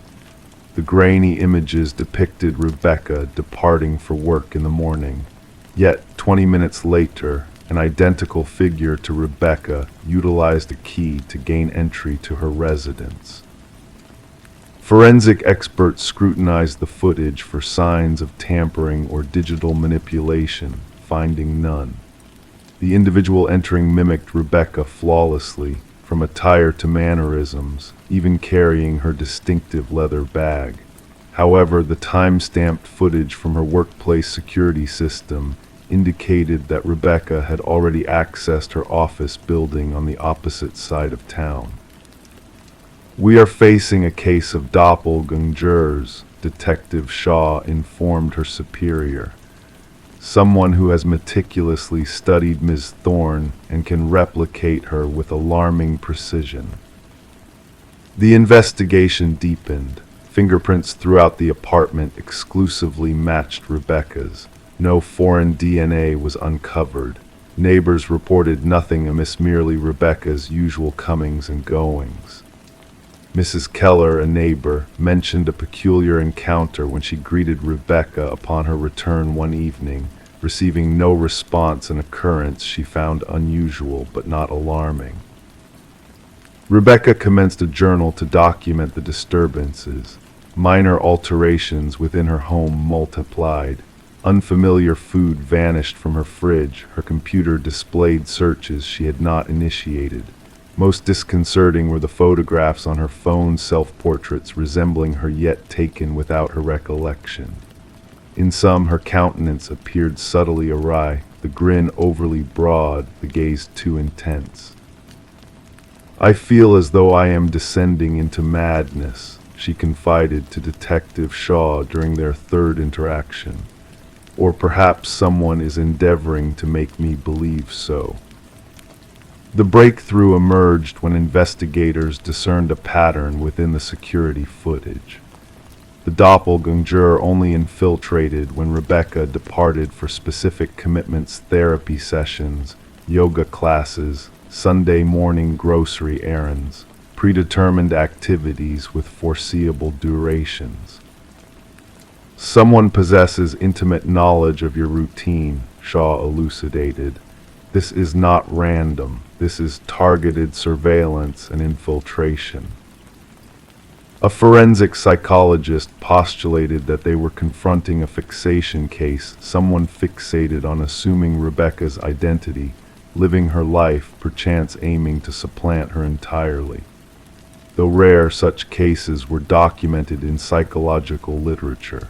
The culprit typically endured a mental fracture, fixating on a victim who represented something they desired: stability, beauty, success, normalcy.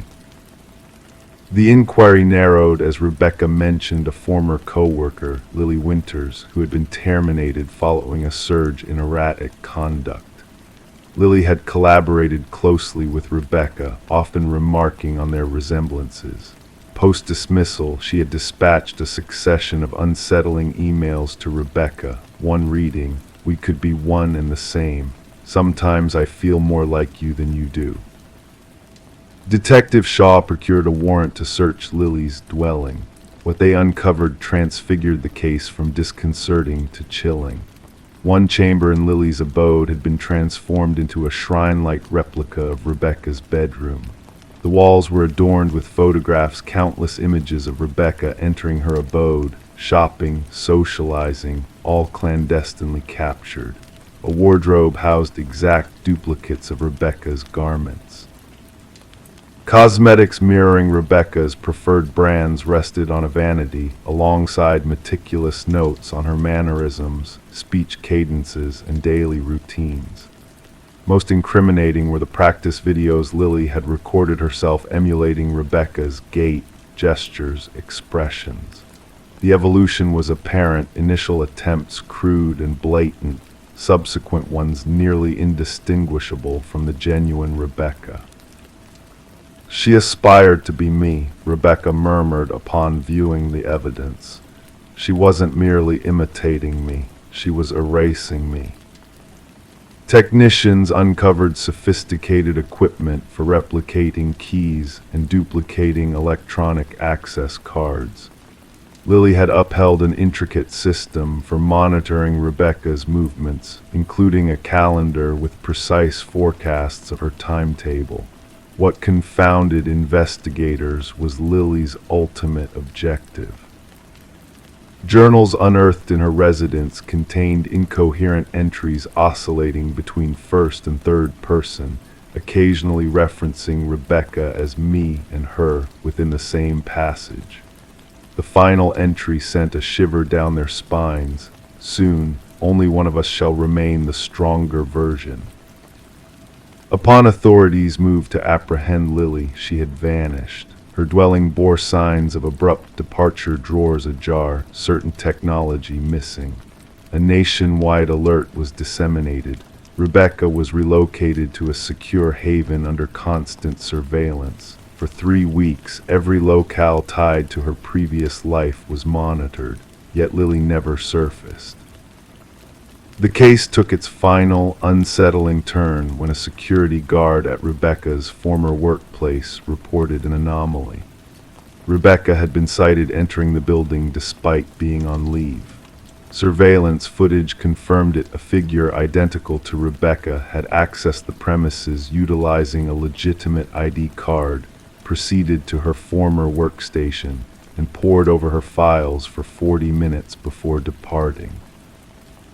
Meanwhile, the genuine Rebecca remained secluded in a guarded refuge, incapable of being present at the office.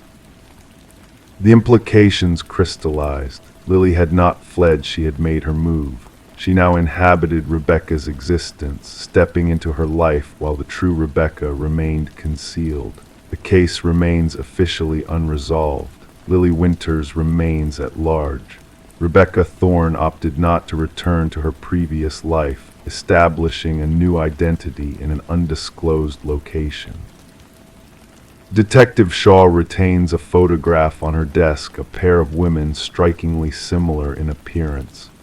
One is Rebecca Thorne, the other is Lily Winters. At times, she scrutinizes their countenances, seeking the disparities, the cues that would differentiate one from the other. The truly chilling aspect Shaw often imparts to new recruits is not that someone can resemble or sound like you. It's that they yearn to assume your identity so fervently that they obliterate themselves in the process. Identity is not solely what we exhibit to the world, it is what we safeguard most vigilantly. And at times, we fail to realize its worth until someone endeavors to pilfer it. Story 22. Once upon a time, there was a flicker, a fleeting glitch in the baby monitor's feed, barely noticeable at first. The mother, Rebecca, brushed it off as mere interference, a blip in the technology. But then the crackling of audio pierced the stillness of the night, and a voice, soft and eerie, whispered, "SHHH, go back to sleep." A chill crept down Rebecca's spine, her blood turning to ice in an instant. With a heart pounding like a drum, she dashed to her son Samuel's room, only to find his crib empty, devoid of his tiny form. The room remained undisturbed, the window tightly shut, the door securely locked. The only anomaly was the stuffed rabbit lying on the floor, its glassy black eyes seeming to stare up at her, accusingly. Rebecca's screams echoed through the house, a raw expression of her terror and despair. The neighbors, startled by her cries, reached out to emergency services, setting into motion a series of events that would unravel a mystery shrouded in darkness. As investigators delved into the disappearance of 4-month-old Samuel, they encountered a puzzling lack of evidence. No signs of forced entry marred the house, the security system had remained intact, and the baby monitor footage, save for that haunting voice and static, showed nothing amiss. Suspicions turned towards Rebecca, the grieving mother. Her history of seeking help for postpartum depression and her composed demeanor during questioning raised eyebrows. Whispers spread through the community like wildfire, casting shadows of doubt over her. But then a glimmer of hope emerged, a clue, small yet significant. Microscopic fibers foreign to the household were discovered on the nursery windowsill, a trace of a rare climbing rope. The investigation veered towards an outside intruder, a shadowy figure adept at scaling walls under the cover of night. Daniel, Rebecca's husband, returned from his business trip to a storm of accusations. His newfound hobby of rock climbing, the strange calluses on his hands, and a web of financial and phone records painted a damning portrait. A second family, a hidden past, and a trail of deceit led investigators down a twisted path. The truth unraveled like a sinister tapestry as digital forensics uncovered the manipulation of the baby monitor, the remote intrusion that had set the stage for Samuel's abduction. In a chilling basement, Samuel was found in the care of Elaine, a woman with vacant eyes and a haunted past intertwined with Daniel's. The trial laid bare a web of deception, woven with encrypted messages and dark intentions. The enhanced audio from the baby monitor echoed through the courtroom, revealing secrets buried in whispers and coughs, incriminating the guilty parties beyond doubt. In the end, justice prevailed, but scars remained. Rebecca and Samuel, scarred by loss, sought solace in a new beginning far from the shadows of the past. The baby monitor, a silent witness to the night's events, held the truth within its digital confines, a reminder of the darkness that lurked beneath the surface of a seemingly ordinary night. Story 23. The old Polaroid held secrets within its faded borders, secrets that whispered of a birthday long past. Faces frozen in time, smiles captured in a moment of joy, candles flickering in the soft light, nothing out of the ordinary at first glance.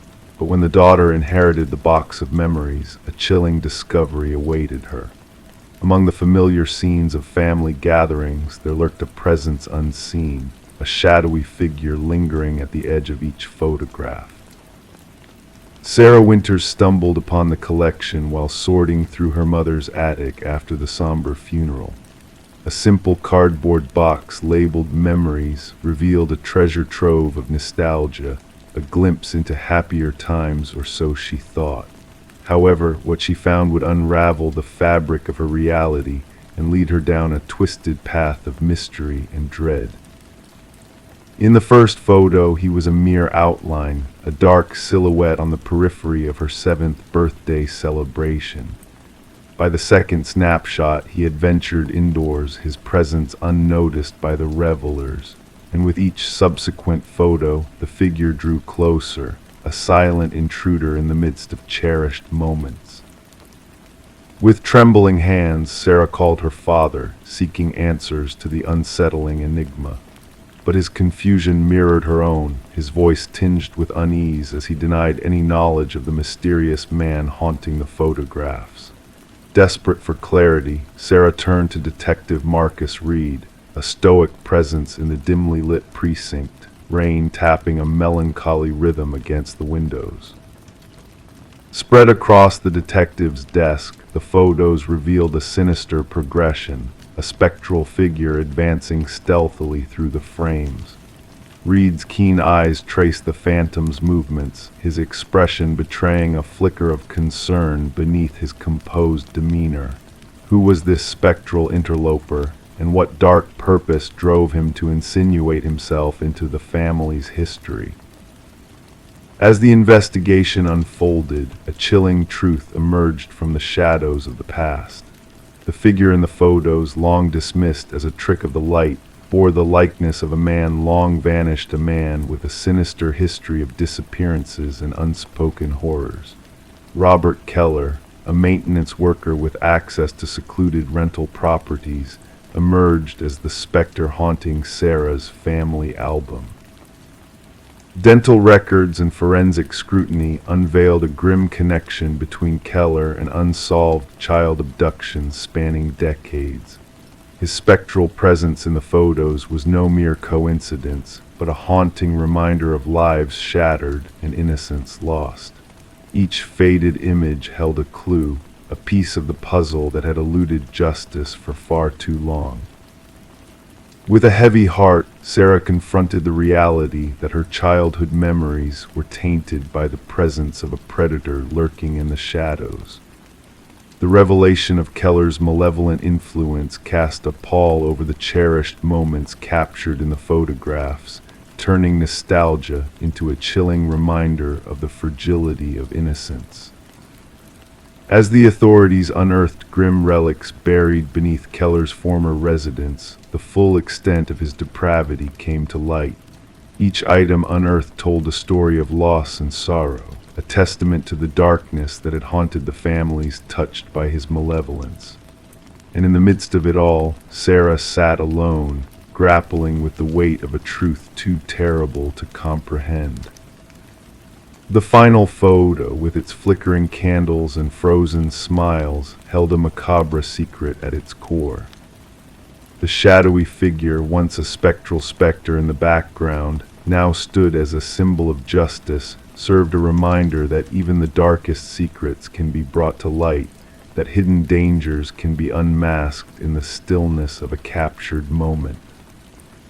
Sarah returned the photos to their box, each image a piece of a puzzle that would forever haunt her dreams.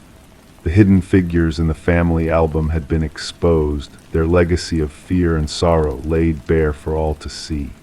And as she closed the lid on the box of memories, she knew that some shadows were never meant to be forgotten, their presence lingering in the quiet spaces between dreams and reality. Story 24. The motel stood as a relic of forgotten times, its worn facade a testament to fleeting stays and transient lives.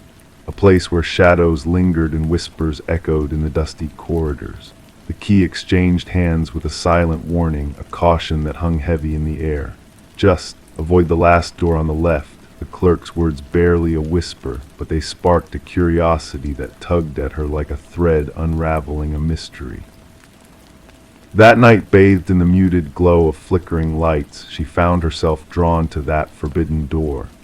The metal handle sent a chill through her fingertips, a sensation that hinted at the secrets held within. To the naked eye, the door was like any other, blending into the nondescript hallway. But when she pressed her ear against its weathered surface, a faint rhythm stirred from the other side, a breath that seemed to speak of hidden truths. Detective Morgan Reed stepped into the scene, her senses assaulted by the tang of metal and decay that clung to the room. Blood had seeped into the very fabric of the space, staining it with a darkness that whispered of violence done and lives shattered. Amidst the stark contrast of order and chaos, a young woman lay motionless, her form a stark contrast against the sterile backdrop. Reed knelt beside the fallen figure, her gaze tracing the lines of a life cut short. The forensic technician's voice pierced the heavy silence, matter of fact in its recounting of the grim details. Another victim, another puzzle piece in a twisted game that left only devastation in its wake. As the investigation unfurled, Reed delved into the shadows that veiled the victim's past. Each clue led her deeper into a labyrinth of deceit and betrayal, where the veneer of normalcy masked a darker truth. The victim, Elaine Werner, seemed a contradiction in this bleak setting, her presence a mystery that begged to be unraveled. Whispers of a predator on the prowl haunted the precinct, casting a pall over the once quiet community. Reed's pursuit of justice became a dance with shadows, a relentless quest to bring light to the darkest corners of the human soul. The threads of the case wove together in a tapestry of lies and half-truths, leading Reed to a man whose facade crumbled under the weight of his sins. Charles Emerson, a pillar of society, stood accused of crimes that defied comprehension. His polished exterior hid a darkness that Reed sensed with a shiver of recognition. In the hushed confines of the interrogation room, Emerson's mask slipped, revealing the ugliness that festered beneath.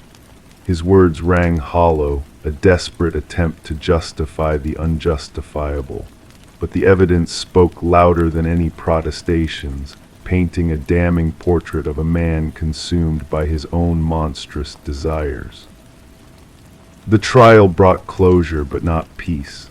The families of the victims sought solace in the verdict, a semblance of justice for the lives torn asunder. Reed watched as Emerson was led away, his eyes meeting hers in a fleeting moment of revelation. In that gaze, she glimpsed the void that lurked within, a darkness that chilled her to the core. The tale of the door on the left case spread like wildfire, a cautionary tale of the monsters that walk among us. But for Reed, the echoes of that night lingered, a reminder that some doors once opened can never be closed again. In the stillness of the evidence locker, 3 keys lay silent witnesses to the horrors that unfolded, their metal surfaces reflecting the truth that some scars never truly heal. Story 25. The new owners found it peculiar the crackling of the old intercom system late at night, a relic of the past, rewired but forgotten. Then one evening the husband impulsively pressed the button. A whisper crackled through the speaker. "Why have you returned?" Startled, he recoiled, hands trembling. His wife, standing behind him, murmured, "I never uttered those words." The Victorian manor stood amidst ancient oak trees, its worn facade concealing a modern interior. Daniel and Meredith Parker had acquired the property at an unexpectedly low price, despite the realtor's uneasy demeanor during the tour. The intercom system, a vintage feature linking all rooms, had charmed the history-loving couple. Detective Sarah Reeves arrived at the property, gravel crunching beneath her unmarked car's tires. The call had hinted at a possible break-in, but the dispatcher's tone hinted at a deeper tale. Daniel Parker, a tall figure, met her at the door, his pallor visible even in the faint porch light. "It all began with the intercom," he narrated, guiding Detective Reeves through the grand foyer. "First it was just static, then whispers, then complete sentences. My wife thought I was imagining things until she heard it too." In the living room, Meredith sat rigid on an antique sofa, hands gripping a steaming mug left untouched. "We found something hidden behind the wall," she revealed abruptly. Daniel wanted to expand the kitchen pantry, and when he tore down the drywall, her voice faltered. Behind the wall, wrapped in decaying plastic, they had unearthed a small leather-bound journal. Detective Reeves wore gloves and delicately unfolded its fragile pages. The script, elegant yet frantic, belonged to Alina, the supposed former owner. The entries chronicled her mounting suspicion that her husband Vincent planned to harm her. "The last entry was 30 years old," Daniel elaborated. After that, silence. The previous owner said they bought it from an elderly man who had moved to a retirement community. Investigations revealed that Vincent and Alina Blackwood had indeed owned the house. Records indicated Vincent sold the house shortly after Alina supposedly left him. No divorce papers, no change of address, no financial activity in Alina's name post the final journal entry. Detective Reeves organized a team to thoroughly search the property. Ground-penetrating radar detected anomalies under the garden shed's concrete foundation. As investigators broke through the aged concrete, the truth emerged in the form of human remains. Forensic analysis confirmed the skeleton belonged to a woman in her 40s, displaying signs of head trauma. A gold wedding band among the remains bore the inscription, "To Alina, my eternal love." The case against Vincent Blackwood swiftly built. Aged and residing in a care facility, he comprehended the charges. His response when faced with the evidence sent shivers down even the seasoned detective's spine. "She wouldn't stop talking," Vincent confessed, his tone chillingly composed. always prattling through that cursed intercom, monitoring me, interrogating me. I disconnected it, but she rewired it herself, claimed she wanted to always reach me wherever I was in the house. His gaze vacant, he added, I just craved peace. During his admission, Vincent disclosed how he fabricated the story of Elena leaving him, even sending postcards to neighbors from various locations, penned in forged handwriting. He dwelt in the house for years, walking daily over the spot where his wife lay buried. The trial was brief, with Vincent pleading guilty to murder.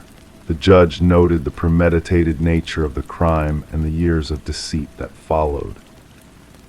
Daniel and Meredith eventually sold the house, unable to stay after learning its grim past. Before departing, they held a memorial for Elena in the restored garden. The intercom system was removed during renovations by the subsequent owners. Workers reported hearing static and whispers during the removal, attributing it to power tool interference. Detective Reeves revisited the Blackwood case file before it was archived. Closing the manila folder, she pondered how the house itself seemed to bridge time to unveil its secret. Justice had caught up with Vincent Blackwood, all because Elena had found a way to be heard. Local law enforcement dubbed the case the house that responded. Detective Reeves sometimes passed by the property on her way home. She never halted, but would slow down, window slightly ajar, listening for whispers carried on the breeze. Story 26. The aged apartment nestled in the heart of the city whispered secrets through its groaning pipes and creaking floorboards. But the new tenant, Sarah, sensed a presence beyond the usual settling of the building. The footsteps above her were too deliberate, too steady for comfort. Curiosity mingled with unease as she realized she lived on the top floor with no one above. One restless night, she mustered her courage and tapped the ceiling with a broomstick. The footsteps halted abruptly, plunging the space into a heavy silence. Then, a single knock echoed back from within the ceiling itself. Sarah kept the eerie incident to herself, attributing it to the building's idiosyncrasies or perhaps a stray animal seeking shelter in the attic. Despite her efforts to acclimate, the methodical footfalls persisted, tracing unseen paths across her ceiling in the shroud of darkness. She resorted to drowning out the haunting sounds with blaring TV volumes and headphones, seeking solace in distraction. Detective Morris's introduction to the peculiar apartment came through a shaken maintenance worker who stumbled upon a concealed crawlspace during routine repairs. Upon fixing a leak outside Sarah's unit, the worker uncovered a hidden passage that defied the building's original blueprint. Within this clandestine enclave lay signs of occupancy of blanket, food wrappers, water bottles, and a weathered notebook. Alarmed, the building superintendent alerted the authorities. Detective Morris, accompanied by his partner, Detective Rivera, arrived to find the maintenance worker pale and trembling, muttering about an unseen presence within the walls. The cryptic notebook chronicled detailed observations of Sarah Coleman, her routines, visitors, even her most mundane habits. The final entries descended into chaos, with cryptic symbols adorning the margins and a chilling declaration of ignored signals. Forensic scrutiny of the crawlspace unveiled fingerprints unmatched in any database, hinting at a mysterious intruder's elusive nature. The intricate network of hidden passageways interwoven within the building's structure dated back decades, with tendrils reaching multiple apartments but converging upon Sarah's domain, a hub of voyeuristic scrutiny. Interviews with current residents revealed nothing amiss, while past tenants shared unsettling accounts of feeling watched or hearing unexplained disturbances. A breakthrough emerged with the discovery of microscopic blood traces linking back to a vanished former resident, Martin Weaver, who had dwelled beneath Sarah's abode. As Detective Morris delved into Martin's disappearance, A pattern emerged tracing back to a reclusive figure named Edward, who had resided in various top-floor units, leaving behind whispers of discontent and an unquenchable need for silence. Edward's enigmatic presence spanned multiple cities, each locale marked by his transient existence and unnerving fixation on serenity. A remote cabin unveiled Edward's macabre pursuits, an archive of residents' lives meticulously documented, with Sarah and Martin at the center. The walls bore witness to a meticulous obsession, culminating in a grim revelation of hidden graves scattered in the wilderness. The remains spoke of a sinister narrative woven by Edward's hand, leaving a trail of unanswered questions in his wake. As the manhunt for Edward intensified, the shadows of his past deeds loomed large over those left behind. Sarah's disappearance echoed through the corridors of uncertainty, intertwining her fate with a tapestry of vanishing souls across state lines. The haunting legacy of Edward Mercer, the phantom within the walls, lingered as a cautionary tale for apartment dwellers and investigators alike. In the quiet of the night, Detective Morris finds himself gazing upward, attuned to the elusive echoes that reverberate in the silence. The phantom footsteps above, the unseen eyes that once watched in the darkness, each lingering presence a reminder of the mysteries that dwell within the walls, waiting to be unveiled. Story 27. The old house had sat silent for years, a shadow of its former self. Whispers from the neighbors spoke of a young woman who vanished, leaving the rooms to gather dust and memories. When the new occupants crossed the threshold, they encountered a locked door guarding secrets long forgotten. With a creak and a push, the room revealed its stillness, cloaked in the scent of neglect and the weight of time. Everything appeared undisturbed, the bed neatly made, the mirror devoid of smudges. Yet a solitary candle stood as a sentinel, its melted wax frozen in time, a silent witness to the darkness that once lingered. Amidst the stillness, a notebook lay open, its pages adorned with fresh ink. Detective Morgan delved into its contents, tracing the words of Elise Winters, a name lost to the winds for almost half a decade. Her handwriting danced across the paper, a reflection of a meticulous mind now trapped in the final entry, a plea for help, a fear that someone was watching, waiting. The room held its breath as the investigators combed through the remnants of a life interrupted. Elise, a paralegal entangled in a web of deceit and danger, her discoveries casting shadows on those she once trusted. Colleagues spoke of her dedication, her sharp mind unraveling threads of deception that led to her abrupt disappearance. In the quiet chamber, devoid of outward signs of struggle, the truth lay hidden beneath the surface. A candle's flame had burned low, casting shadows on secrets long buried. The forensic team unearthed a key, a gateway to a trove of revelations locked away in a safe deposit box.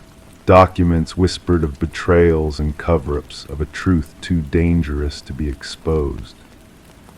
As the digital echoes of clandestine conversations filled the room, the darkness began to recede, unveiling a sinister truth that had lurked in the shadows. Elise's pursuit of justice echoed in the silence, a beacon of light in a world shrouded in darkness. The trail of deception led to the doorstep of power, exposing the corruption that had thrived in the shadows. Through hidden passages and concealed truths, the mystery unraveled, leading to a reckoning long overdue. Vincent Harriman, a figure of authority, stood accused, his facade crumbling under the weight of evidence stacked against him. The walls of silence he had built around himself crumbled, revealing the darkness that lurked within. In the courtroom, echoes of Elise's voice reverberated, a testament to a life cut short in the pursuit of truth. Her legacy lived on in the flickering candlelight of justice, illuminating the path for those who dared to seek the truth buried beneath layers of deceit. The house, a silent witness to the unfolding drama, stood empty once more, a monument to the courage of a young woman who refused to be silenced. Her spirit lingered in the shadows, a reminder that even in the darkest of nights, the light of truth would prevail. And as the moon cast its gentle glow upon the empty windows, a sense of peace descended, cradling the house in a cloak of quiet slumber, where secrets whispered in the night, waiting to be heard.